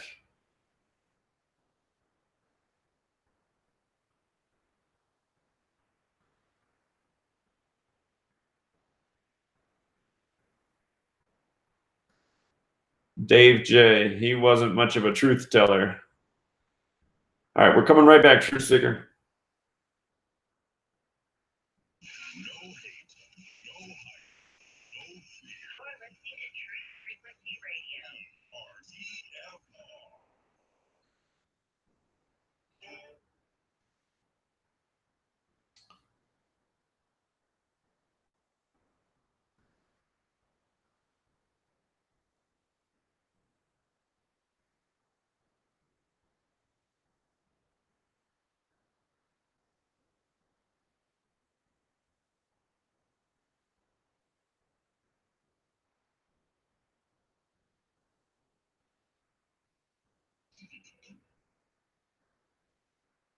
We're back, Truth Seeker, with the midway point. We got an hour and a half left. This is the Gematria Effect. We're taking your calls. If you want to phone in tonight, 213-233-3998. That said, let's go out to New York City. How are you, New York? Hey, Zach, what's going on? Hey, what's up, man? About the racism, the only thing I can say about the racism is just the basic racism with the police. That's the only problem I got with the police. That's the only people I get really mad at, the police and the government and stuff like that. Other than that, I really ain't racist like that. I wanted to make a point. Did you see the story about J-Lo doing a Motown tribute for the Grammys? I think it's the 60th anniversary of Motown. I did not see that story. I did not see that. I know how you like. I know you said before you like to listen to Motown music. Out of all the people they got to could do a Motown tribute, J-Lo. J-Lo. You know why? You know why they did that for? So it could be more division between African Americans and Latinos. Right. Whatever they can do to divide people. That's why they did it. Right. Right. Okay, and the next thing, remember we were talking about Justin Fairfield, talking about his great-great-grandfather was a free slave from Lord Fairfax VI or whatever. Did you know who he had surveyed his land? Because he had 30 plantations. Guess who surveyed his land in 1849? Who? A young George Washington. A young George Washington surveyed his land in 1749. Okay, that makes sense. Because wait a minute, 1849. Okay, yeah, 1749. There we go. Yeah. George Washington surveyed that land. So I think that was crazy when I saw that. So basically, that's all I got right there. I appreciate it. I got a hockey. I got a hockey point, but I'll save it for the sports decode. It's about hockey. You can go ahead. You go ahead. Okay. I was looking. I think we got a good chance of Canadian this year because out of the top 5 teams that are favored to win the cup, 3 of them are Canadian teams. Toronto's in the East, and Calgary and Winnipeg is in the West. One thing I noticed about Calgary and Winnipeg, both of their franchises started in Atlanta.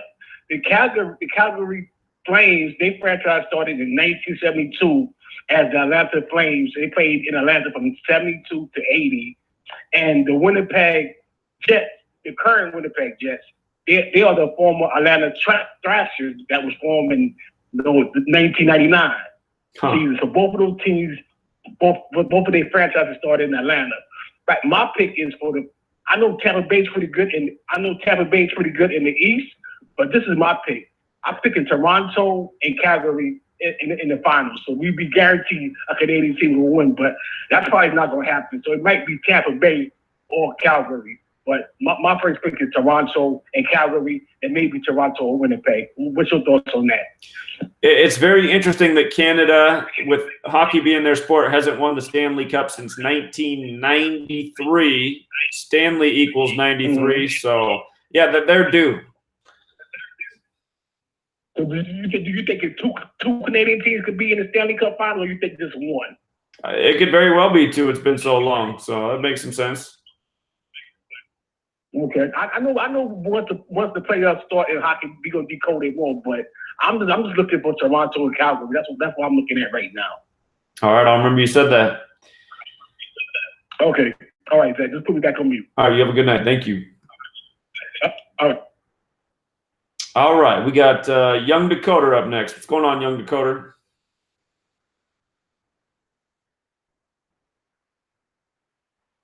Young Dakota. guessing young Dakota had to step away for a minute. Probably eating dinner. All right, let's go out to Los Angeles, California.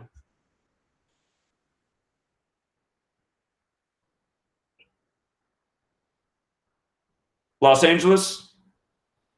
You're on. Hello? Yeah, you're on. Yeah, me, all right, yeah, just making sure. Yeah, I just wanted, well, first of all, hello. Hello. I just wanted to touch on a different subject, but I do, 1 second, I got a little list here.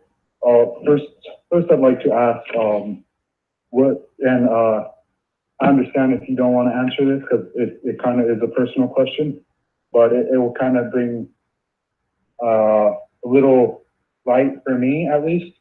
But what do you believe in personally, as in like religion or like any other thing wise? Sure. So I was raised Lutheran and I grew up believing in Jesus. And by the time I was about 12 years old, I was starting to think that, well, maybe the whole Jesus story isn't right, because I was starting to understand that, you know, there's these different religions in the world, and depending on what your family believed is probably what you believed. So, you know, I kind of did some soul searching, and ultimately where I arrived at is I believe in God, and maybe the story of Jesus is true, maybe it's not, but I think ultimately the teachings from Jesus about follow the golden rule and treat other people the way you want to be treated and live a life of truth and justice. I took all those teachings. So essentially what my beliefs are is I'm a spiritual person. I believe in God. I think you should do the right thing. And sometimes that's not always easy to do, but you should value, you know, truth and justice. And I'd say that's mostly what my life's about. So that's about as simple as I could boil my beliefs down to. Yeah, and I also have other questions, if it's fine if I ask you. Go ahead. Yeah, another thing is I've seen a lot of your videos, and like me, I come from like a background of, well, first I started off my family religion, which was Jehovah's Witness. So then I got more curious and started wandering about and looking at different perspectives and things. So I guess you could say I've been around looking and stuff, searching, but I guess what I'm saying is, what do you believe Gematria is? Do you think is, well, I've heard you say that it's the way the elite communicate and stuff like that, which I do agree on. But sometimes like, how would you say it? Like things happen as well that I've noticed that have to do with numbers. So it kind of makes me wonder, is it just something that the elite use to communicate? Or is it something like, how would you say it? Like something that even they don't have control over, maybe something that was already there and they just use it for the bad. Because I believe in, well, I don't necessarily believe in it, but something I kind of have an understanding of is balance. Is everything has balance. If it's like, whatever it is, everything has balance between good and bad. So I just kind of wanted to get your perspective on what you think Gematria is. Right. So, yeah. So the last chapter of my book is about the organic side of the code. And from researching this, I've realized there absolutely is an organic side. And that's probably a large part of the reason that this has even become a practice. People in the world over time obviously observed that something was going on with numerical patterns. And that's where the studies of numerology come from and relates to Hermeticism. So yeah, there's absolutely something organic going on. And what it seems like is the world elite, which I don't like to refer to them as, but you know how we commonly call them, the elite, the cabal, the Illuminati, the New World Order, whatever. It seems that they're aware of this knowledge, and what they're doing is manipulating it. It's like they're trying to alter the organic matrix, if you will, or using the frequencies and vibrations of these numbers to do harm to the populace or to program us to, you know, their agenda. So Yeah, there's absolutely an organic side. I have no doubt about that. When I first started this research, I read that there was, and I thought that sounded silly, but over time, just observing from my own life and hearing from others, I said, wow, there really is something going on. There's some organic side to this numbers. And again, I'll just tell this story real quick. If you decode your name with the alphabetic order and rules of numerology, if you use Gematria.com, it's the dark blue cipher, the second from the left. That's supposed to be the most pure cipher. If you decode your name with that cipher and your parents' names and your loved ones' names, if you have children, a spouse, whatever, you'll probably start to see patterns in the numbers between the people who are connected to your life. And I read that this was true once upon a time without knowing anything about it. And the first thing I did when I read about this, I thought, well, if I'm connected to anyone in this world, it's got to be my own parents. So I decoded my mom's full name, I decoded my dad's full name, I decoded my full name, and I saw that my name and my dad's name both summed to the same number, which was 89. And I thought right away, I said, my mom's birthday is 8/9. It's September 8th. And while my mom's name doesn't sum to 89, it sums to 62. And 62 and 89, they all break down to 8 in numerology. And then the other weird thing about 89 is if you type in what's the coldest day ever recorded, just do a web search, it'll pull up July 21st, 1983. That happens to be my birthday. And the record temperature is -89 Celsius. So anyway, from me to you, if you do the decoding, you'll probably find these same types of organic overlaps in your own life. And there's a bunch of other stories I could comment on, but there's absolutely something going on with the numbers that's just that just happens. So yeah, what cipher is this? It's when you use the alphabetic order and rules of numerology, it's considered Pythagorean gematria, or on Derek's calculator, it's called reduction gematria. All right, yeah, I'll be sure to look into that. And it's actually pretty weird that you brought that up, because that was the exact same question I was going to ask you right after the question. Sure. But another question, if it's fine as well. Okay, last question. Yeah, so I see this number constantly, right? And before, I used to see it like as a kid, I guess, but I didn't really think much of it. Is the number 47, and I've been told that the number 4 is supposed to be the body, and the number 7 is supposed to be the soul, and together it's the body and soul, a human, you know. But I've been told otherwise, and I've seen your videos as well. I just wanted to get like a kind of understanding from like an expert. What do you believe the number 47 means? Sure, I wouldn't call myself an expert. I'm not an expert in numerology. I think that is an interesting theory. So 4 represents foundation and 7 represents the divine and completion. So I understand why that number would be associated with the soul. But those numbers have a mathematical relationship. 7 is the 4th prime number, and if you take the numbers that divide into 4, 1, 2, and 4, they add to 7. The 4th book of the Bible's numbers, the Bible's full of the number 7.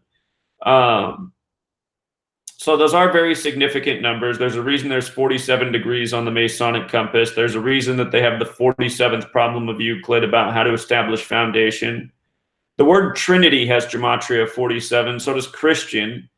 And I'm going to look into the body and soul thing. I hadn't heard that before, so it's interesting. Yeah. I'd just like to say I appreciate what you do, and another just a personal message to you is that I constantly see like your videos, and it seems that like you kind of like not necessarily like, well, at least back then you used to like not necessarily put yourself down, but you used to like how would you say it, like believe that you were, well, let me put it this way. Like the way I saw how like you would talk to like the audience, like I think you would make it seem like no one would believe you, or that you thought you were like, or that others might think that you were crazier or something like that. I'd just like to say that you are a great, wonderful person, that it's a blessing to come across your videos, because like it's just very hard to explain, but you are a wonderful person, and don't ever doubt that, because you are working wonderful things, and yeah, I'd just like to say that. And yeah, just thank you. Love and positivity your way. And you have a wonderful night. Yeah, you too. I really appreciate your call. Thank you so much. You have a good night. Thanks, you too. All right, take care. Yeah, maybe I don't do it as much, but I'd often express that, you know, a lot of people will see this work and think I'm crazy or this is a bunch of nonsense. And well, unfortunately, a lot of people in this world, I know that they feel that way when they come across this information. I've experienced it myself. People reach out to me all the time. Lots of people call on this show and say, Zach, it's just so frustrating. Everybody says I'm crazy for trying to share this. And yeah, so sometimes I'll acknowledge that just so people know that sadly, that's the way it is. You know, this work, it's factual, it adds up, it proves itself truer and truer each day, but still a lot of people don't want to come around to it. No matter how much we predict correctly, you know, for some people, it's just never enough. Let's go out to Baltimore.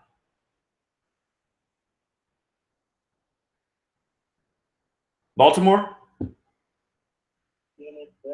Oh, hold on. Let me boost your volume. What's up, Baltimore? Let me boost it up some more. It's quiet for some reason. I'm boosting it more.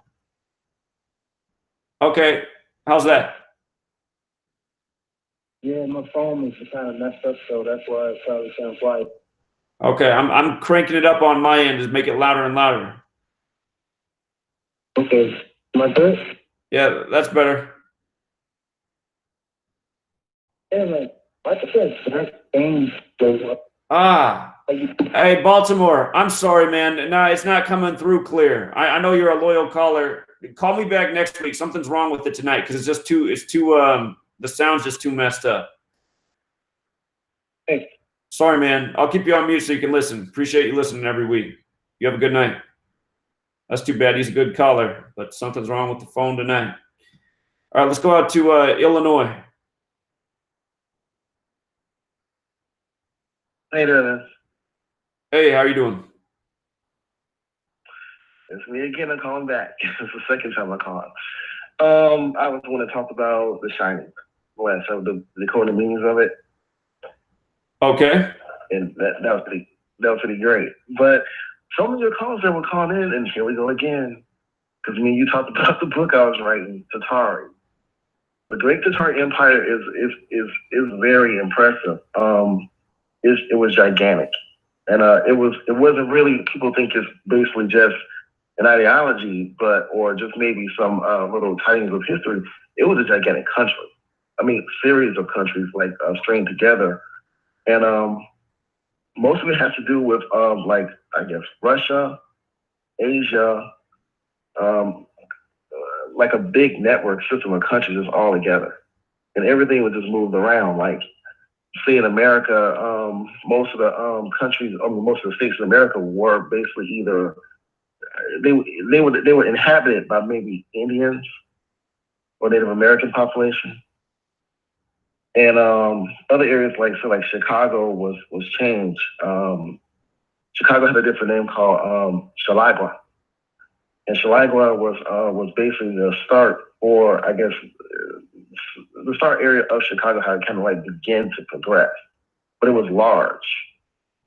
It was and it was the city that was used most for people to transverse through and to and from. It was the easiest path to go through for where we wanted to go or traverse. Then they had like New France. That was also on the map also, and above that was places like Canada. But these are just displaced. They're just in areas you wouldn't. You have to sit and be like, well, what's going on with this? It was a totally different time, and the northwestern part was just off limits. Supposedly the reason for that was because of, and you probably heard of this before and others, giants, if you will, inhabit that land, and people weren't allowed to, well, I guess regular people like us weren't allowed to traverse that area because it was dangerous from what I was reading or some of that stuff. Some of it though I was putting in my book because I was talking about it because it aligns still with things like maritime, and most of civilizations had e-commerce, or had commerce. They had their own civilization, their own economy.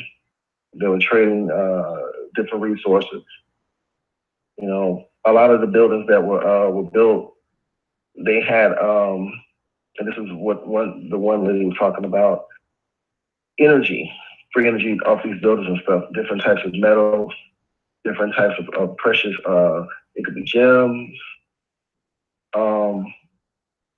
things of that nature. And they could give power to anything like electrical systems. And yes, it's ion charges in the air. This is what Nikola Tesla was noted famous for. He was responsible too, and I think we talked about the time machine, the Montauk Project. He was responsible for that. A lot of people don't know that because of the Tesla coil that can give off enormous energy. You know, and the free energy aspect of it, he was just one step away from creating things almost like a cell phone almost, because he could bounce energy in the air, you know, and you can channel energy into anything you want. That's like the ether. But it's crazy. I mean, when you look into Tutari and you start to see things like that, and then even with like just local cities that were supposed to be where they were, but they were just totally displaced. You know, even the Atlantic Ocean had a completely different name. Like one was like I think September, or it had a different weird name to it. I can't remember the name to it exactly, but it was just crazy, man. It's crazy when you look into that. And I know it's some heavy ciphers in that, because it's hidden from us because of all of the precious materials that the government don't want you to know about. They want it for themselves, of course. They know exactly like areas like that. What was there, even the like Statue of Liberty, what the statue's sitting on is basically something else underneath it. And that even lasts to the Star. I don't know if it's the Star of David. I gotta look through that one again and make sure that's what that was. But it was some foundation below it that was probably something else that it's sitting on. And most people don't even realize that. You know, so it's hidden truth, you know, and it's deceptive because people don't think about that too much. And when you tell people stuff like that, majority of people just say, oh, that sounds like fairy tale stuff. No, it's not, because it actually is stuff there. And that's what they want you to think. That's why we have problems with the this whole news thing and things that we're told, because they wanted to shuffle stuff around and not let you know about it. You know, I almost forgot the racism things. In my case, it was always reversed for me. I never did fit in, you know, with when I was younger. I just couldn't fit in. I tried to fit in. I tried to, you know, make things work, keep the peace. It would always backfire times 3. How do you say it comes in 3? It would backfire times 3, squared 3. But I mean, I had to learn to deal with it. And my parents, my mother was okay with some of the people that I guess I knew. My father did not like me associating with white girls when I was younger, and he had a real big problem with that. And I didn't care, because in my heart I just didn't feel that way. So I mean, it didn't mean nothing to me, you know, in terms of race. I didn't really care. I had no problems with it, never. So, but that's how it was between, you know, with me and my family. It was just like that in those days when I was growing up, you know. And this is, we're talking about the early '80s. But yeah, I don't really have too many ciphers, but one thing I was gonna tell you that I'm gonna get off. We talk about the Shining. Did you check out more of that with the Shining, the secrets behind it, by chance? Behind the film? Yeah. I still haven't stored away my notes. I haven't gotten to it yet, but I do remember your call and the observations you made. Yeah. I'll throw a couple more in. They were talking about the Federal Reserve. In that movie, when Jack Torrance goes into the that grand hall scene, and he goes to get a drink, he was talking to the butler and he was trying to pass the money to the butler. And the butler kept refusing his money. The reason why was because his money was worthless. And that's because, you know, like the fiat dollar now is not backed by anything, which, you know, of course, Nixon saw to that back in the 70s. Then the whole thing with the demolition of those silver certificates back in the 60s, I think 64. So basically his money was just trash. And it didn't amount to nothing because, you know, he didn't have the real true currency, which is, you know, like it could be silver or gold, anything like, I guess even platinum, something that has real worth and a backing value. And that was like a little dark secret of the Federal Reserve, you know, to, you know, basically to detach the dollar and have it on its own so it could fail, which now is probably, who knows how close that is to become a reality. Sure. The picture that he was in at the end of the movie, he, I guess that was the last part where he's like in his dress clothes or something in that picture on the wall. One of his arms being held down. I'm trying to remember which. I think it was one he's trying to raise, and the guy sitting behind him is trying to keep his arm down, high-low. So high-low is Baphomet. Huh. That's the Illuminati. Right. And that was a signal, like, yeah, that was a signal for him not to tell or not to show or to tell whatever secret. And the guy sitting behind him, I don't know if that's Woodrow Wilson that's supposed to be portrayed as. I'm not sure on that one. But I think it was, it could have been Woodrow Wilson because it has a lot to do with IRS. He was the one, I think. We're going to a commercial caller. Yep. Call us back next week. That's the end of the line right. here. All right, thanks, man. I appreciate it. Great information. You have a good night. All right, we're going to the commercial break. We'll be right back.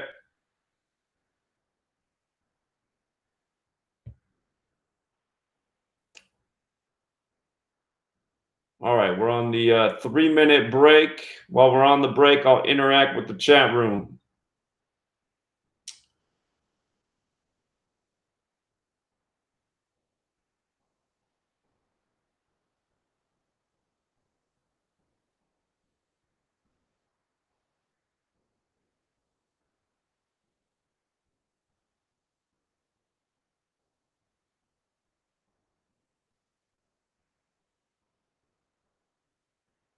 Active shooter at Central Washington University today?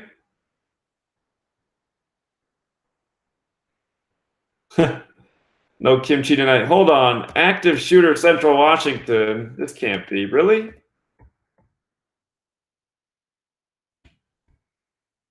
If this is true, I got a road trip to do. Been snowing a lot here, though. Huh. Did this make national news, or is this just local? Boy, they say it was a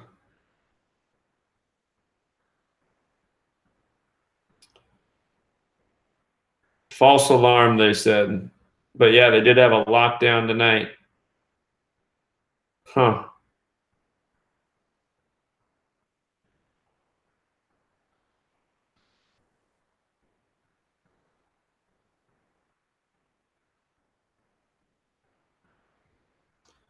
Gematria Forum, you got my phone number. Please do call me, man. Give me a call. I would love to hear that solution.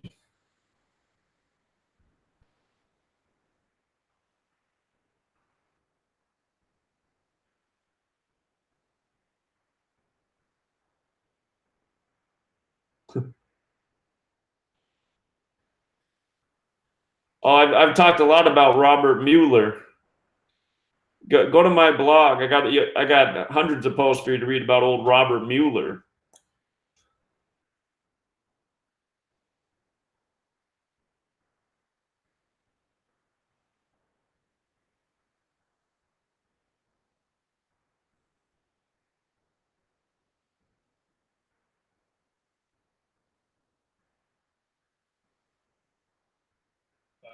Designed to make soldiers more fit and ready.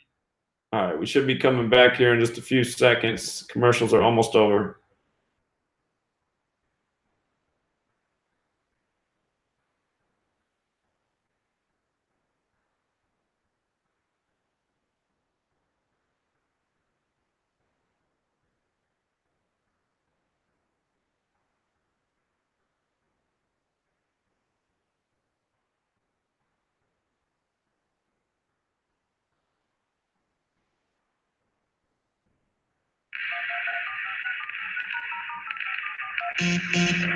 Condition orange.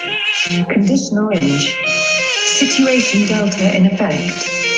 Please enter your agent number now, followed by the hash key. You have to create culture. Don't watch TV. Don't read magazines. Don't even listen to NPR. Time comes when silence is betrayal. More for themselves and less for everybody else. But I'll tell you what they don't want. They don't want a population of citizens capable of critical thinking. They don't want well-informed, well-educated people capable of critical thinking. They're not interested in that. That doesn't help them. Think for yourself. Question authority.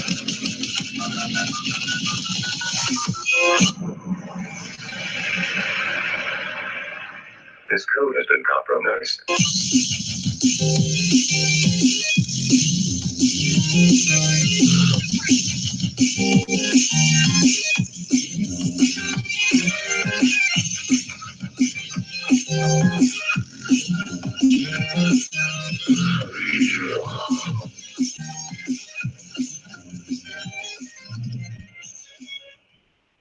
Welcome back, Truth Seeker. It's the final hour. This is the Gematria Effects. We're taking your calls. We're going to Pinehurst, Texas, Philadelphia, Pennsylvania, Biloxi, Mississippi, Humble, Texas, Illinois, Miami.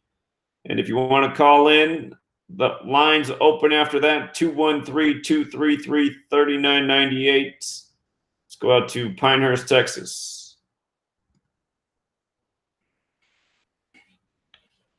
How you doing, Zach? What's going on, man? Doing well. How are you? Doing good. Let's tackle this racism thing. I got a different take on it. But first, I think it's important to identify how I identify ethnically. And I use the term ethnically because I believe the term race is a false construct. And I believe that that's where racism actually is derived from, because it was constructed out of a sense of historical superiority by a certain people who I'm not against, because I'm part European, okay? I'm part African too, and I'm part Native American. And they're all blended over 400 years before this country was started. So I got kind of a unique perspective. But racism is simply a sense of superiority because you have a certain skin color or where you're from around the world. But it's a false construct. I mean, people are German, they're English, they're not, you identify somebody because they're white or black or the color of their skin. It's idiotic, okay? Now, that doesn't take away from the fact that certain cultural advancements are there, but you got to go to the root of where all this came from and why it's embedded in our culture. Our country struggled with that severely because it was embedded in our country. It was embedded in the ethos and the identity of what Americans thought of themselves and became. And but the concept of race is idiotic. Concept of culture is valid. Language, valid. So that's just my take on it. Have I experienced it? Yeah, on both sides. But I have such a very positive sense of myself that it doesn't really bother me, because if you're looking at somebody, you're calling somebody out because you're racist. What does it say about you? What does it say about your values? What do you think about yourself? So. Well, I appreciate that perspective. You make a lot of interesting points. So, and yeah, I think you're right. I mean, I think it's just like my dad told me when I was a little kid. I mean, people who bully and say mean things to other people, it's really just because they feel bad about themselves. So. Right. I mean, if you're going around trying to to foster a sense of superiority because you come from someplace, then, I mean, if you're superior, then you're superior. I mean, you don't have to go around telling other people you're superior. If you're really superior, you think of mankind as a whole. You have a very holistic view that we're all pretty much connected. We all have 46 chromosomes, and that the divisions are mostly cultural and values as opposed to skin color. But our country struggled with it because we had a particular form of racism that was based on slavery, and that form of slavery, the more I study it, was supposed to be a permanent fixture the way they wanted it. And if we didn't have the war, it may not have been the causes and reasons for it, but if we didn't have that war, that would have extended itself. Because what I'm finding out right now historically is that the South wanted to extend into South America and wanted to expand slavery wherever it went. So very, very interesting. And that's not to say the Northerners weren't racist either, but you know, it's a problem. You know, and black people can be racist too. You know, black folk can be very racist. Any form of superiority that's based on your ethnic identity is racism. And a lot of people say, well, I'm not racist. Well, if you think you're superior in any way because of your ethnic or cultural background, you got to check your values. Sure, I think that's a good point. You know. All right, caller, I appreciate the message. Excuse me? I said I appreciate your message. Yeah, just a viewpoint. I mean, yeah, I've experienced racism. I try to stay away from it. It's so lowbrow, but it does not affect me because I think people who are racist are really stupid, really idiotic, really low level, ignorant, and they're ignorant. They're running off the most false premise there are. Now, getting back to something that you highlighted, and I'll try to keep this short. The media does exaggerate it and play up on it and manipulate it to manipulate the masses, and you're absolutely right about that. And blacks are disproportionately subject to racism. That's an unfortunate thing. However, there are just as many incidents of racism against whites that are not reported. But I think to push people's buttons, these things are manipulated to keep people in a state of fear, control, anxiety, and it's like corralling a herd of cattle. And this is how they do it. They want to get people talking about these idiotic things and have them relate to other people in this context. And it's actually, there was a point there in the 90s where, you know, I think America was just getting it right, late 90s.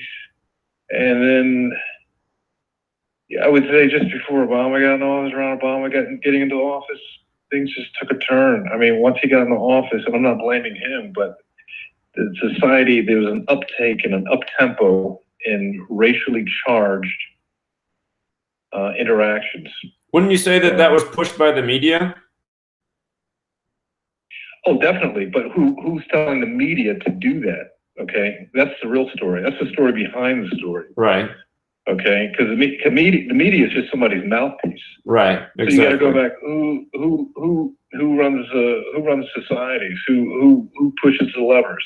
Who are they? Now I know who they are. Okay, but you know you have to see how society is corralled into certain mindsets, and then how those mindsets are used to structure society in new ways. I used to think that racial polarity was a thing of the past, and it's not. It's because you have an older generation that's can still remember Jim Crow America. You have my generation, which grew out of the civil rights era. Okay, it was just emergent out of the civil rights era, and then you have the millennials who really don't. They didn't grow up in a racist America or Jim Crow America. They have like 3 generations in their living, and they've all perceive racism as a very different thing. And all 3 of those are being manipulated. some people are being manipulated by it, and some people are calling the bluff of what the media is trying to do.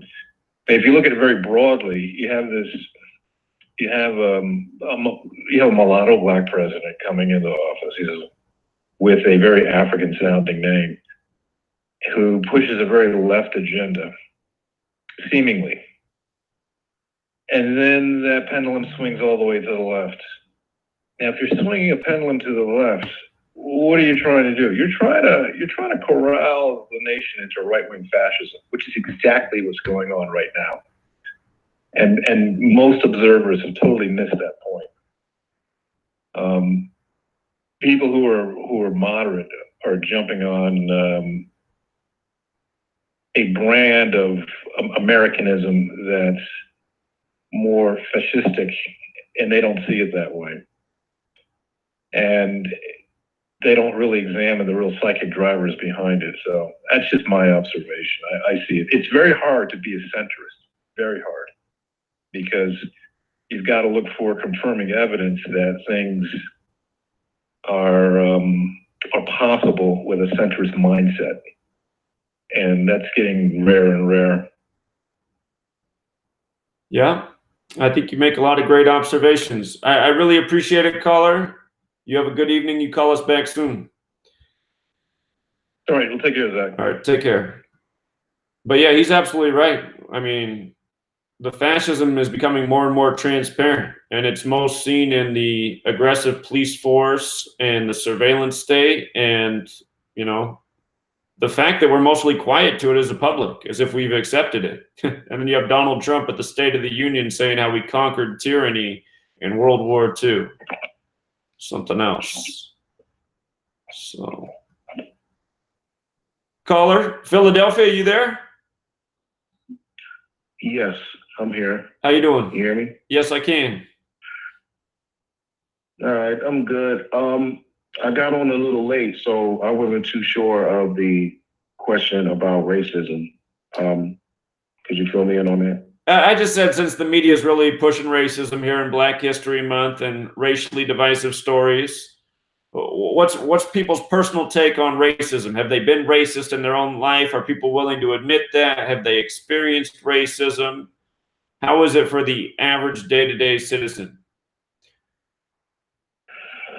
Well, that kind of makes me think about, and actually think about the movie 6 Degrees of Separation.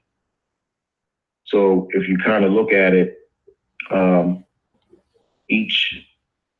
don't know if we're, like geographically, I don't know if we're separated 6 by 6 degrees, which is an interesting number. But you look in certain areas, like if I was here in Philadelphia, and if I was to go from what would be considered a bad part of Philadelphia,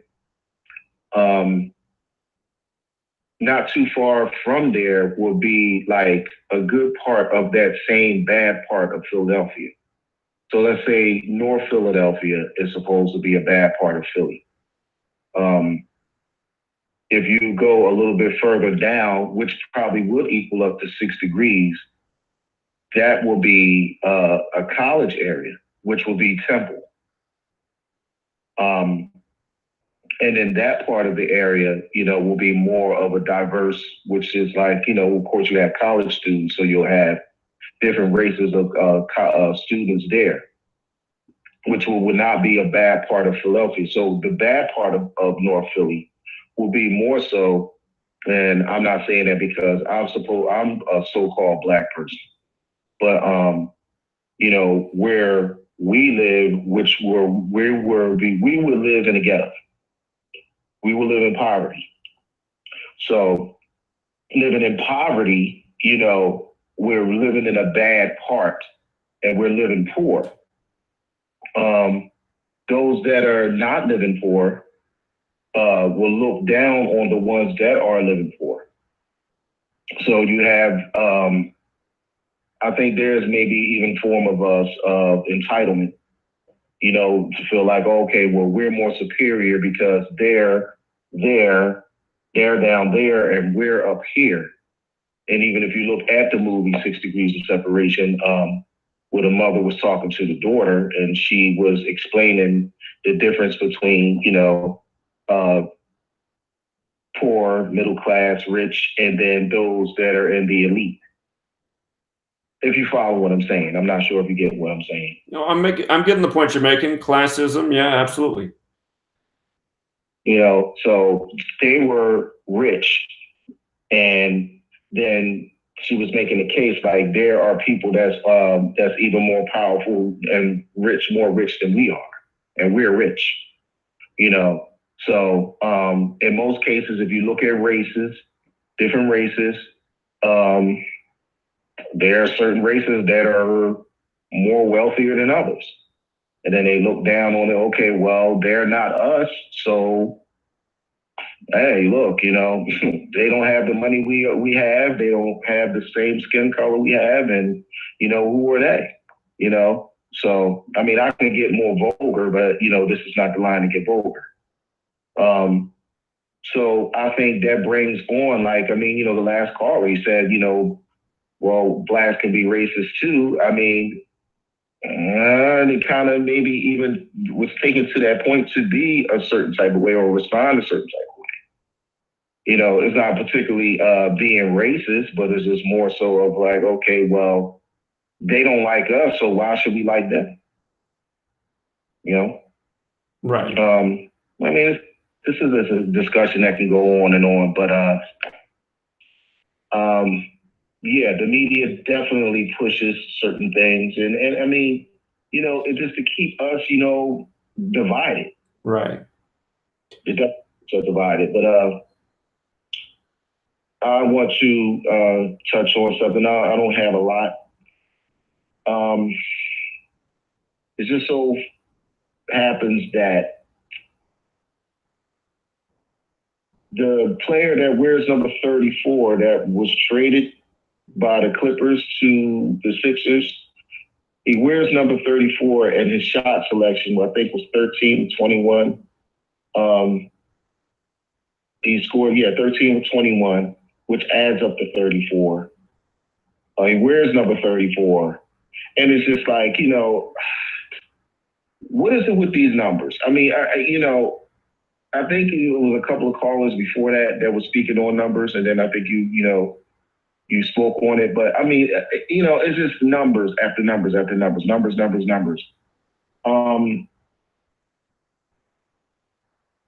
I'm still not getting the whole thing. Like, why keep putting these numbers in our face?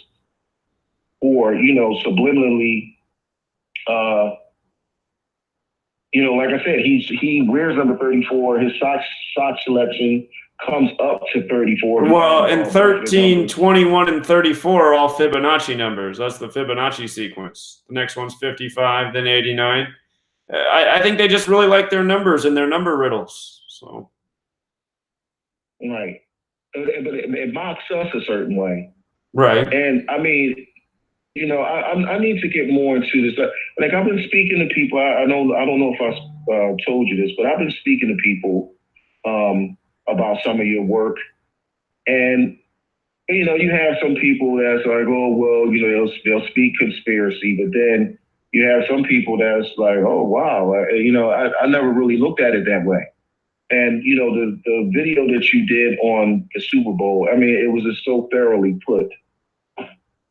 I mean, it's like, man, I mean, the whole thing with the Michael Jordan thing, and then the halftime show, everybody wore Jordans, and then, the birth dates between the running back and Michael Jordan, and it's just, oh man. I mean, the score was 13-3, two Masonic numbers. I mean, it's just, man,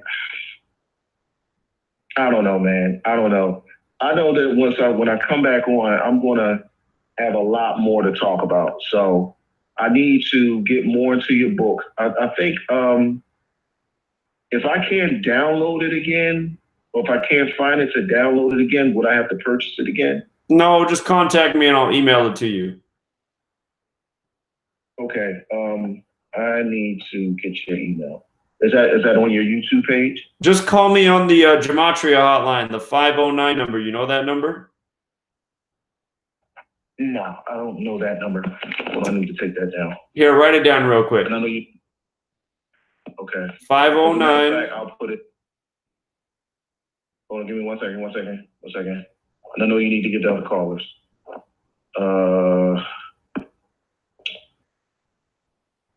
Okay. 509 731 731 05 67 67. 67. Yeah, 0567, just like you're counting. Yep. Okay, this is Gematria hotline. Okay. Yeah, give me a call on that, and or just text me your email address and I'll send it to you. That's another way to do it. Okay. All right. Okay. All right. Take care, man. All right, man. You have a good night. Please. All right, see you too. All right, let's go out to Mississippi. I think first time caller here. How are you?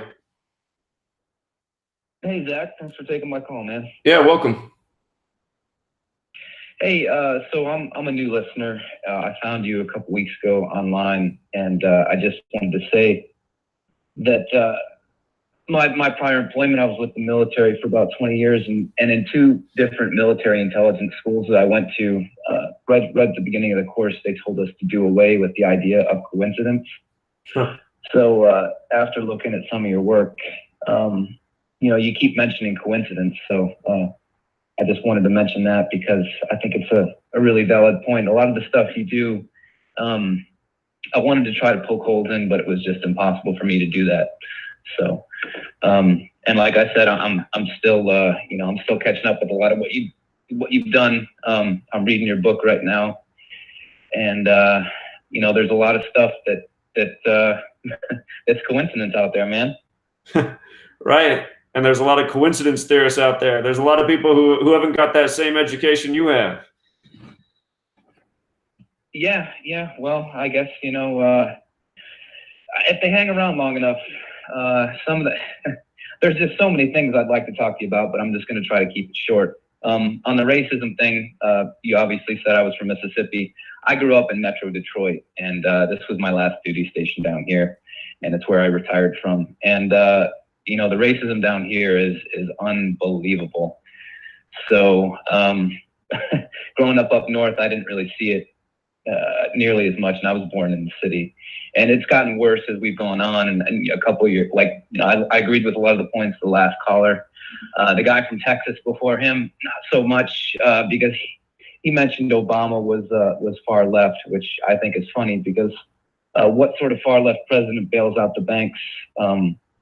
The same way the president before him does. So right. But anyway, I wanted to ask you that if you've ever looked into either of the Dulles brothers, John or Alan Dulles. I do not believe I have, but the names sound so familiar to me. Okay, so they were the heads of overt and covert intelligence in the United States back in the 50s. Okay, when that's the CIA what was newly formed. Right. Okay. And they were sort of instrumental in a lot of nefarious things that happened throughout the 50s, 60s, and 70s, even though they weren't there any longer. Alan Dulles was fired by Kennedy, and then they hired him to head the Warren Commission after Kennedy was murdered. So I'm sure you probably touched on their names before, but there's a really good book out there by Stephen Kinzer called The Dulles Brothers, and he's the guy that broke the story about Operation Ajax in the New York Times, which Ajax was the coup over in Iran when we overthrew Dr. Mohammed Mossadegh for British Petroleum. But those are two of the more evil men in history that I could think of, and I haven't had time to sit down at my desk and do the gematria myself, so I thought I'd just mention it to you. Also, there was a story here in the news recently. I was stationed at Fort Hood for a while, so I follow a lot of the Austin news. And there's an Austin Maoist red flag group out there, or that's what they claim to be, that disbanded right around the time of the government shutdown. They put out like a Facebook message saying, we've got to go. And then they pop up again right around the time that the government gets opened back up. And it just reeked of COINTELPRO to me. Right. So I didn't know if you'd covered that story. I need to look into that. What's the group called again? I know they changed their name. I can't. They called themselves Maoists before, and Red Flag Brigade. You can find YouTube clips. They actually go out. They wear masks and carry just regular red flags, and they beat up. It's controlled opposition. I mean, it reeks of COINTELPRO because they're supporting U.S. policy basically when they go out and attack other parts of the left, other organizations from the left. So it looks like standard COINTELPRO, man. But yeah, I just wanted to see if you looked that up. But I'll let you get going, man. And I just want to thank you for what you do. And I think I think there's a lot to this, man. That I just want to get through your book and try to figure out more. There's a whole much questions I'd ask, but I'll just wait for another time to call in and ask you those questions. But you keep up the good work, Zach, and I'm going to keep following you, man. All right, will do. Appreciate the call. You have a good night. Thank you. All right, you too. Bye-bye. Alan Dulles. I'll tell you when I get back. See something interesting about him right away. Be right back, Truth Seekers. We got 30 minutes left.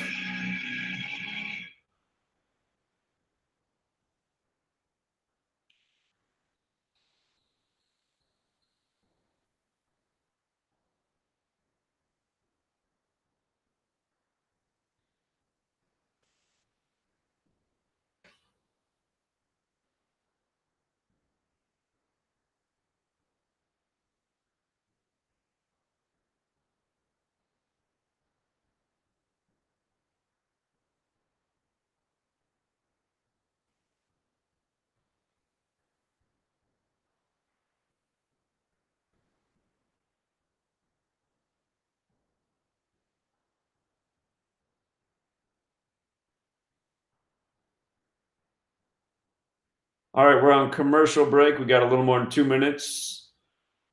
Gonna take a peek at the chat. I knew that name Dulles was so familiar. I see right away Alan Dulles being connected to the Warren Commission, which was for JFK. He ended up dying himself on a date with 118 numerology, January 29th, 1969. 118, of course, is associated with death, plus Dallas, Texas equals 118 as well. So how interesting that he went out on such a number. And his brother died 10 years before him on the 144th day of the year. Another interesting number. It's another number connected to JFK's death. Jesuit number. So, do some more work, measure from the birthdays and all that.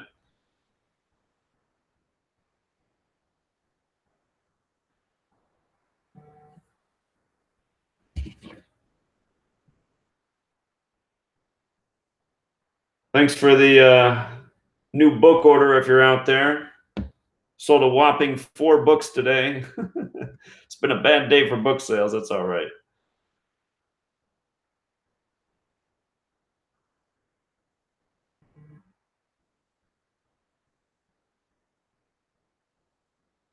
I don't know why there's a guy in the chat who's just been spamming, a message of why we need to die to find the truth. That's a pretty suspect thing. I mean,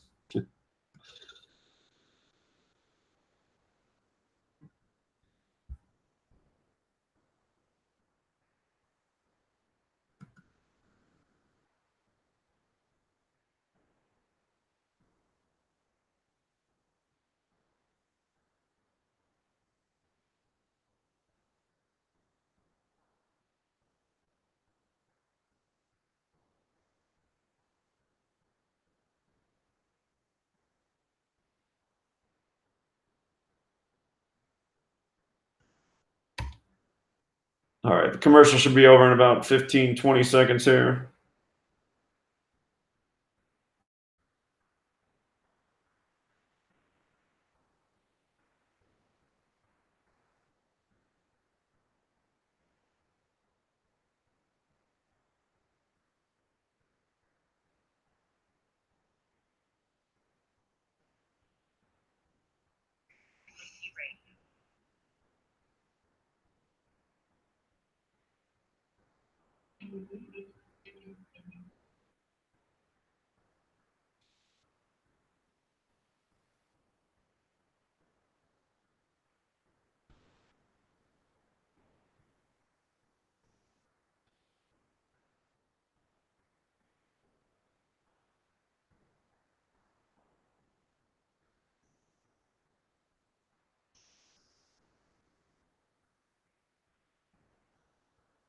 All right, True Secrets, the final 30 minutes. We're taking your calls. We got about 10 people on hold. If you guys can keep your call on point, try to keep it 2-3 minutes. We should be able to get everybody in. Let's go out to Humble, Texas.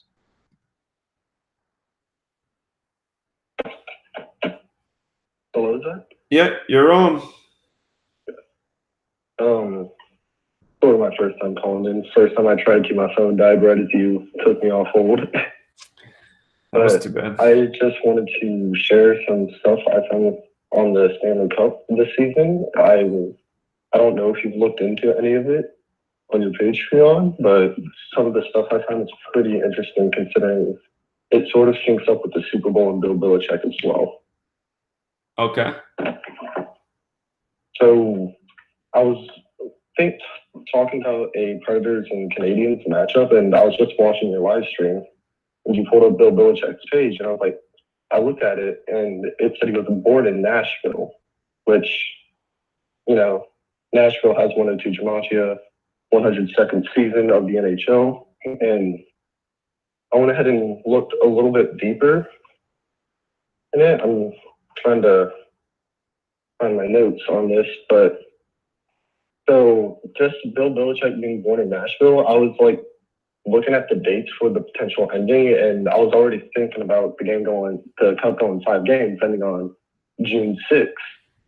And, you know, 6/6, Brady and Belichick got their 6th ring as well. And then at the time of the Cup, Belichick's going to be 67 years old. Hockey equals 67.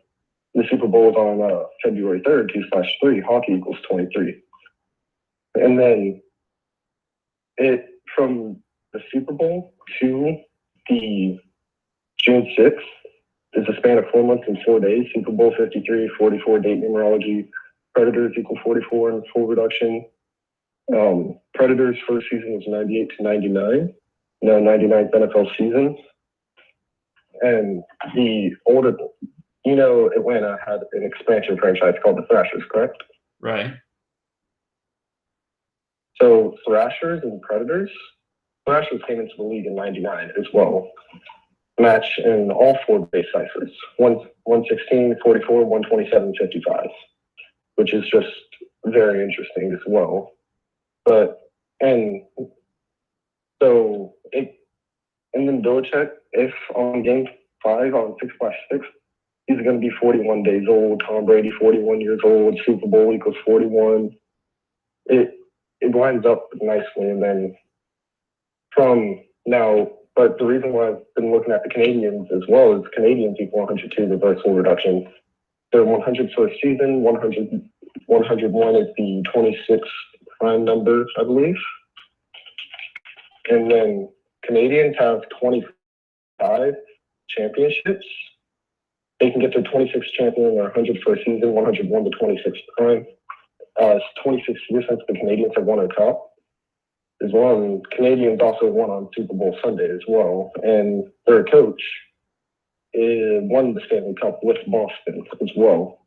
But the Canadians and Predators play on Valentine's Day, 102 days before the Cup. Nashville equals 102 in English ordinal. Montreal Canadiens equals 102 in reverse full reduction. Valentine equals 102. National Hockey League equals 102. It's just, now I don't know if you've looked into this at all, but I'm just finding it very interesting. And then also on Predators, if they do make it to the Cup, they have 49 playoff points right now, so that means they'll have to get 12 more. That's 61. Bill Belichick equals 61 in full production. And then now the start date of the Stanley Cup, I believe it's going to be May 27th. It starts on like the same Monday every year. That's the 218th day. Nashville Predators equals 218. It also since the 83. And, you know, Tom Brady was born on August 3rd, 8/3, which I don't know if this is actually linked up or not. This is just stuff I've noticed going through it, but I just really like how both teams with 102 Gematria play 102 days before the Cup on Valentine's Day. Valentine equals 102.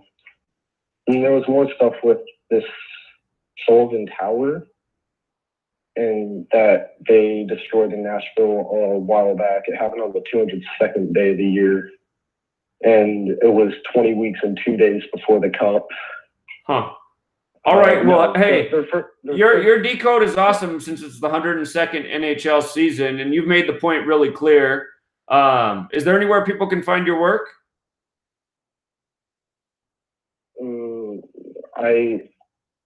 I had a blog and then I stopped using it. I need to post all of this on there, and I just misspoke there. The first time these two teams played, it was 20 weeks and 2 days before the Cup, and then the implosion happened on the 202nd day of the year. Right. Yeah, I heard that. Yeah, that's what. 45 Gematria. Yeah, that's really interesting. There's one more thing on the Valentine's Day game. It's the 45th day of the year. Stanley Cup Finals equals 197 in English ordinal. 197 is the 45th prime number. Right. Huh. Yeah, very interesting. I'm going to look more at that. You make some great points. Is there any way I can contact you? Someone sent me your phone number before, and I could get that. I just put out the Gematria hotline. I just said it to the last caller. Anybody can call me on that number. I have a whole lot more, but I know there's other callers, so I'd like for you to be able to get to those. Okay, yeah, I'm going to keep it moving here so we don't run out of time. But yeah, call me on that Gematria hotline. So keep it up. Good work. All right. All right, you have a good night. Thank you. All right, let's go out to Illinois. Illinois. Oh, shit, I got through. Hey, what's up, Zach? You got through. Hey, just be sure not to cuss on here because it's TFR and they'll edit out your call if there's too much swearing. All right, man. I won't curse. All right, so let me just jump into it. I know you got some other callers, so I'll try to make this quick. So I got a bunch of points I want to touch on. The first is the 33 with Freemasonry. What's the 33? Is there any validity to this? Like, it's 33% of the population are the elite? It comes from Kundalini, spiritual ascension up the 33 bones of the human vertebrae. Okay, I've heard that as well. All right, let me just move on then. How about the notion of the U.S. being a corporation and birth certificates being like traded? It makes sense to me. They run this nation like a business. They treat us like commodities. Absolutely, and the social security number being tied to that. Absolutely. All right, let me just move on. How about just thoughts on fake space, fake moon landing, that sort of thing? I don't know if space is fake. I mean, I can't prove it one way or the other, but the moon landing's super suspect. It's all by the numbers. And I mean, it seems that NASA's contriving all of their accomplishments by the code, which makes me think that it's probably not really happening. Yeah, okay, great. It's good to get your opinion on that. And then just moving on, how about thoughts on elites and like deep underground bunkers? Well, I've heard from people who have more knowledge than me that there's definitely a lot going on underground. So it's probably not too far out there. Okay, and this next one is right up your alley. So numbers in the news, it's clear they're coding everything they do through the numbers. You've pointed that out 100,000 times. It's very evident to anybody that cares to look. And you've done a great job on that. Definitely appreciate your work, man. Huge fan. But this goes to numbers in the news. Is it all fake? Is it all a ritual? All the news? I think for the national news, yes. Maybe every now and then there's an exception to the rule. I think a lot of local news is contrived too, but I think when you watch your local news, you're more likely to see something that's authentic. So it seems to me the national news is all mainstream programming, mass mind control. So Absolutely, and I won't ask a question about this next one, but I just want to make the point. It does seem like they're playing a lot of trickery through the media and stuff like that. Like a lot of these people you see on TV are actors. They're like changing positions. I know one caller talked about the transgender and stuff like that, but I really do. They're just, this is really just all theater. It's all a stage, and I really think these characters are interchangeable. I mean, look at Sandy Hook. They use some of the same actors over and over, that sort of thing. Right. Yeah. That word's getting out there. People are catching on to that. Yeah. And this perfect segue to people catching on to stuff, right? So thoughts on Trump's fans and their refusal to look at reality and to know that he's just a puppet. And what do you think about Trump as the upgrade? Because people were starting to catch on to the fakery. So they threw the curveball with Trump being against Hillary and he's attacking the deep state. It's clear that's all fake. Clearly all fake. So any thoughts? I agree with you. And I think, well, look at what's happened. We went from the son of a former president, which should have been a clue to everyone that our elections are a fraud, to something that seemed totally different on the surface, Barack Obama, but it was politics as usual once he was in. Continued on with the wars, helped build the surveillance state, bailed out the banks.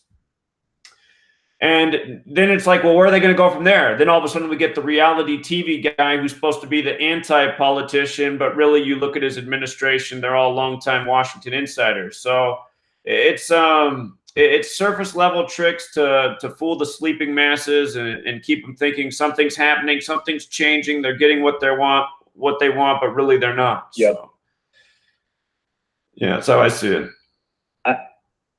Absolutely. I completely agree. And I don't want to pick fun at anybody, but come on, his fans, these Trump tards, really, come on, there's just so much proof. He is just a plant. Yeah, absolutely. Come on, really. Absolutely. All right. Appreciate it, caller. All right, on to my next point. Oh, you got one more point? Okay, one last point. Oh, man, one last point. There's a lot of people on hold, man. That's why. All right, how about this one? The digital gulags and the smart prison. I don't have a lot of information on that. You got me on that one. All right, one last one. This is tied to it. What's with the planned demolition of the U.S.? They're clearly debasing the currency, and Trump is definitely selling out the country. What do you think about the BRICS nations rising up and being the kind of next targeted population for exploitation? Americans are up to their eyeballs in debt. They can't in-debt the American people anymore. So then now they're looking at targeting the BRICS nation as the next subject population. That's all. Thanks for taking my call, man. Yeah, I appreciate it, and I appreciate the questions. It seems that this is what they've done throughout history. Abuse and exploit a group of people for a certain amount of time, and then on to the next. And so it continues on. By the way, just with regards to Gematria, his first question about the United States of America and a corporation, go to gematrinator.com and type in the United States of America, and then type in corporation, and tell me what you see. I think you'll see a special biblical number. Let's go out to Montana. Hello. Hello. Hi, Zach. Thanks for taking my call. Welcome. One question. Were you surprised about the score of the game? I mean, I was shocked that it was kind of low scoring. Sure. I mean, it did surprise me, the score. I mean, it's the age of offense. Nobody can play defense anymore. You have a team that averages 30-some points a game and they score 3 points. So it's just the mockery of the fans. But the score had a lot of rhyme and reason to it, which I covered very thoroughly in a video. So I understand why they gave us the score that they did. Both numbers connect to 6. 13's the 6th prime. 6 is the 3rd triangular number, meaning if you had 1 through 3 together, it equals 6. It was all about Brady getting his 6th. Plus, the word GOAT equals 16 in Gematria. The word 6 equals 16 in Gematria. You got 16 points between the two teams, plus a few other riddles. LA equals 13. They fell to 1-3 in Super Bowls. Super Bowl equals 41. It's the 13th prime. Brady's 41 years old, et cetera, et cetera. I actually thought that the Rams were actually going to make that last kick and make it 13-6. Yeah, that could have had some rhyme and reason to it too. But 53 is the 16th prime number, so it was Super Bowl 53. I think they wanted to keep it right there at 16 points. Yep, and Goff got a 16th loss. Yep, that's right. So your question tonight about racism, I thought it was interesting because I kind of deal with being discriminated against on a daily basis sometimes. Please share. Yeah. Do you want to share more about that?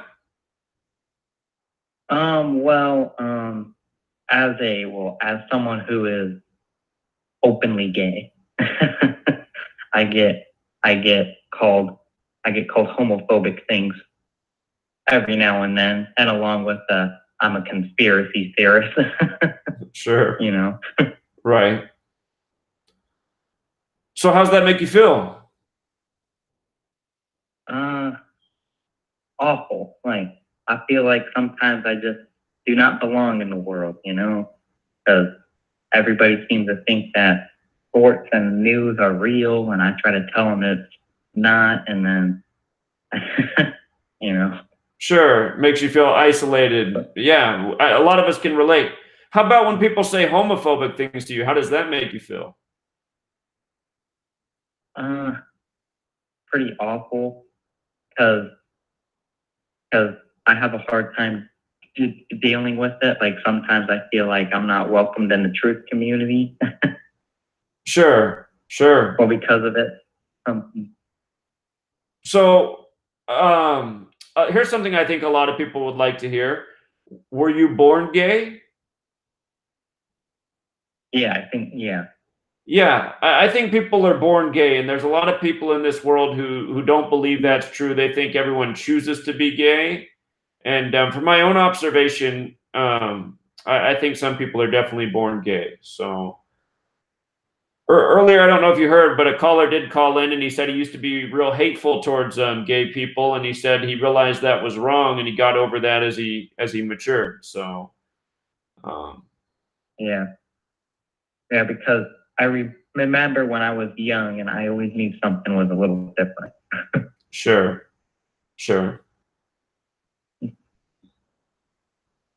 All right, caller. Well, I appreciate you calling in and sharing that. I think it's good for other people to hear. And admittedly, sometimes even I use gay slurs. I don't really have anything against gay people, but just when I grew up with the FAG word, and we didn't even know what homosexual was, but we just knew to use that word as an insult.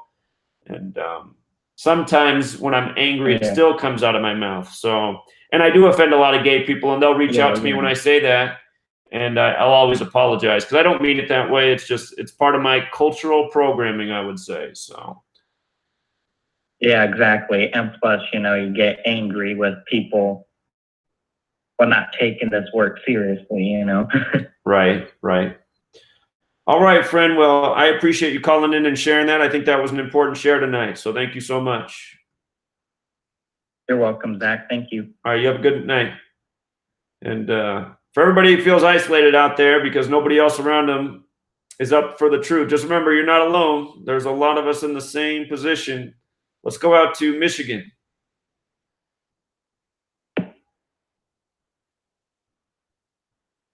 Michigan?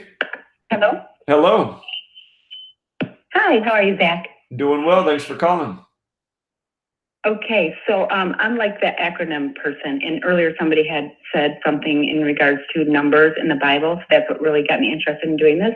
So I wrote down race, and so for every, letter, there's going to be a new word. So, and I'm not that person that does the gematria, you're the expert. So races, so region, acres, census, equivalent, success.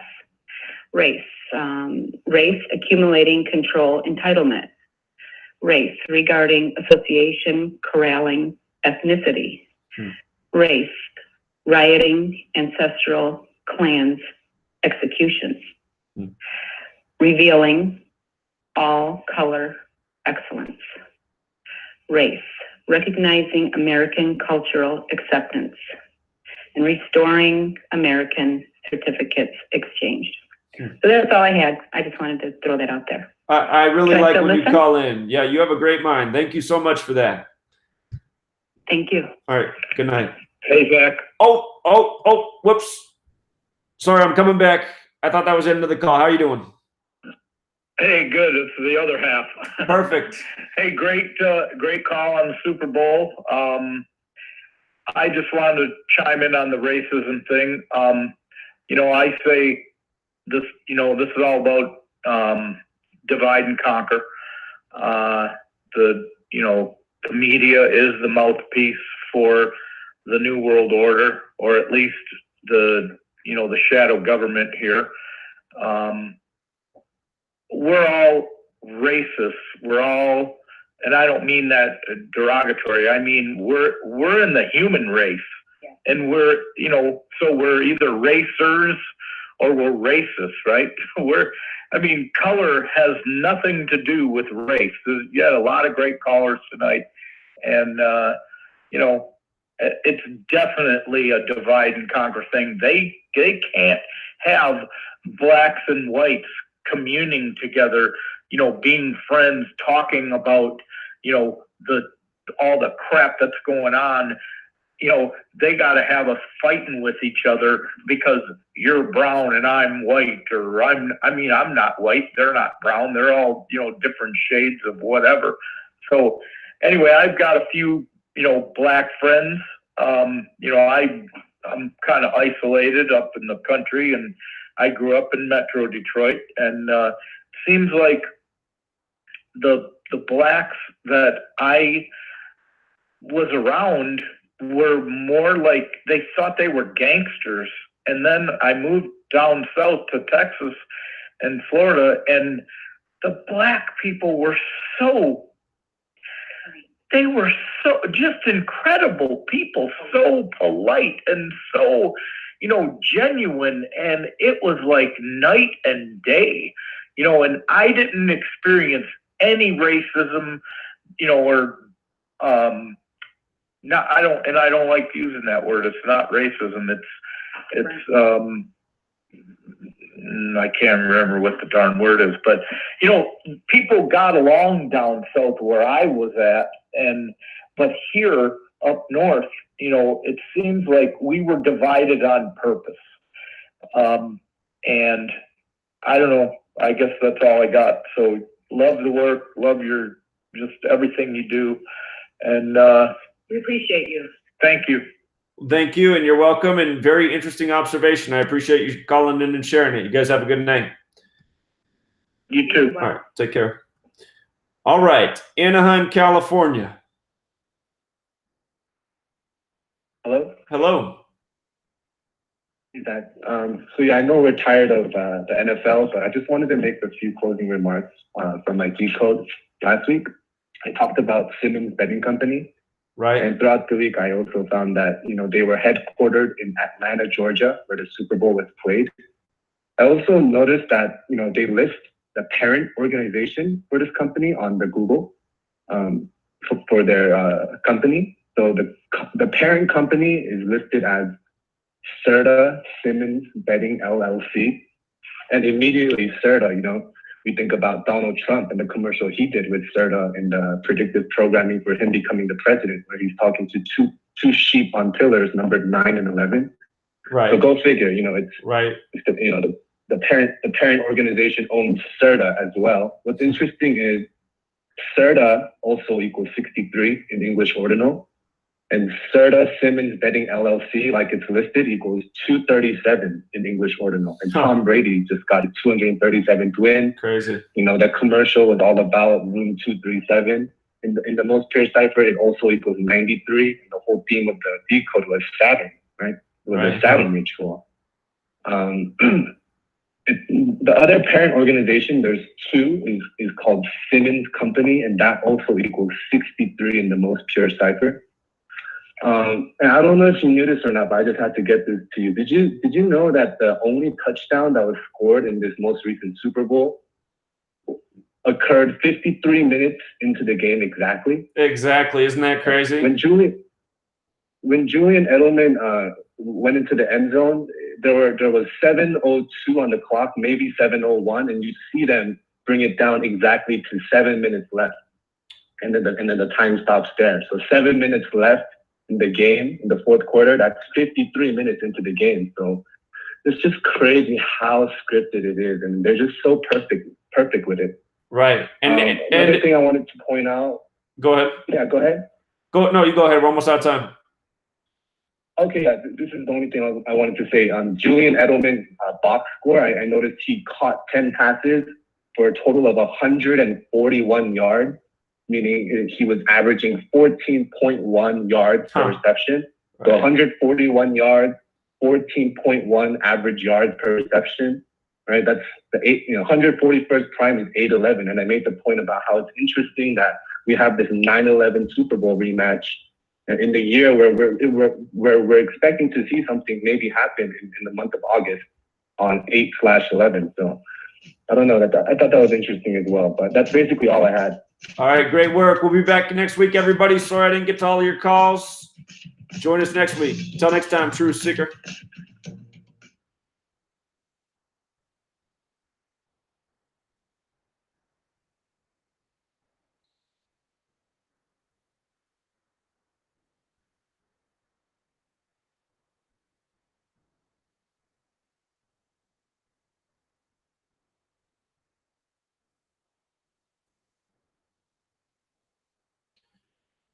All right, Truth Seeker, that's the end of the show. For anybody who was on the phone that I didn't get to, I apologize. There were quite a few of you still on hold.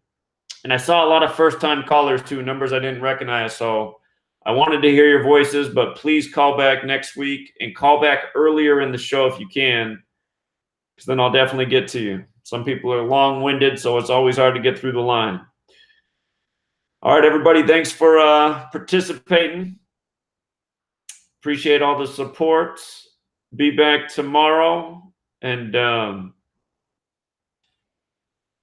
really starting to think I got to take a break. My eyes are hurting all day around the clock, and this has been going on about 2 weeks now. I think I've surpassed the threshold of how long you're supposed to stare at a computer screen for. So anyway, we'll leave it there, Truth Seeker. Until next time.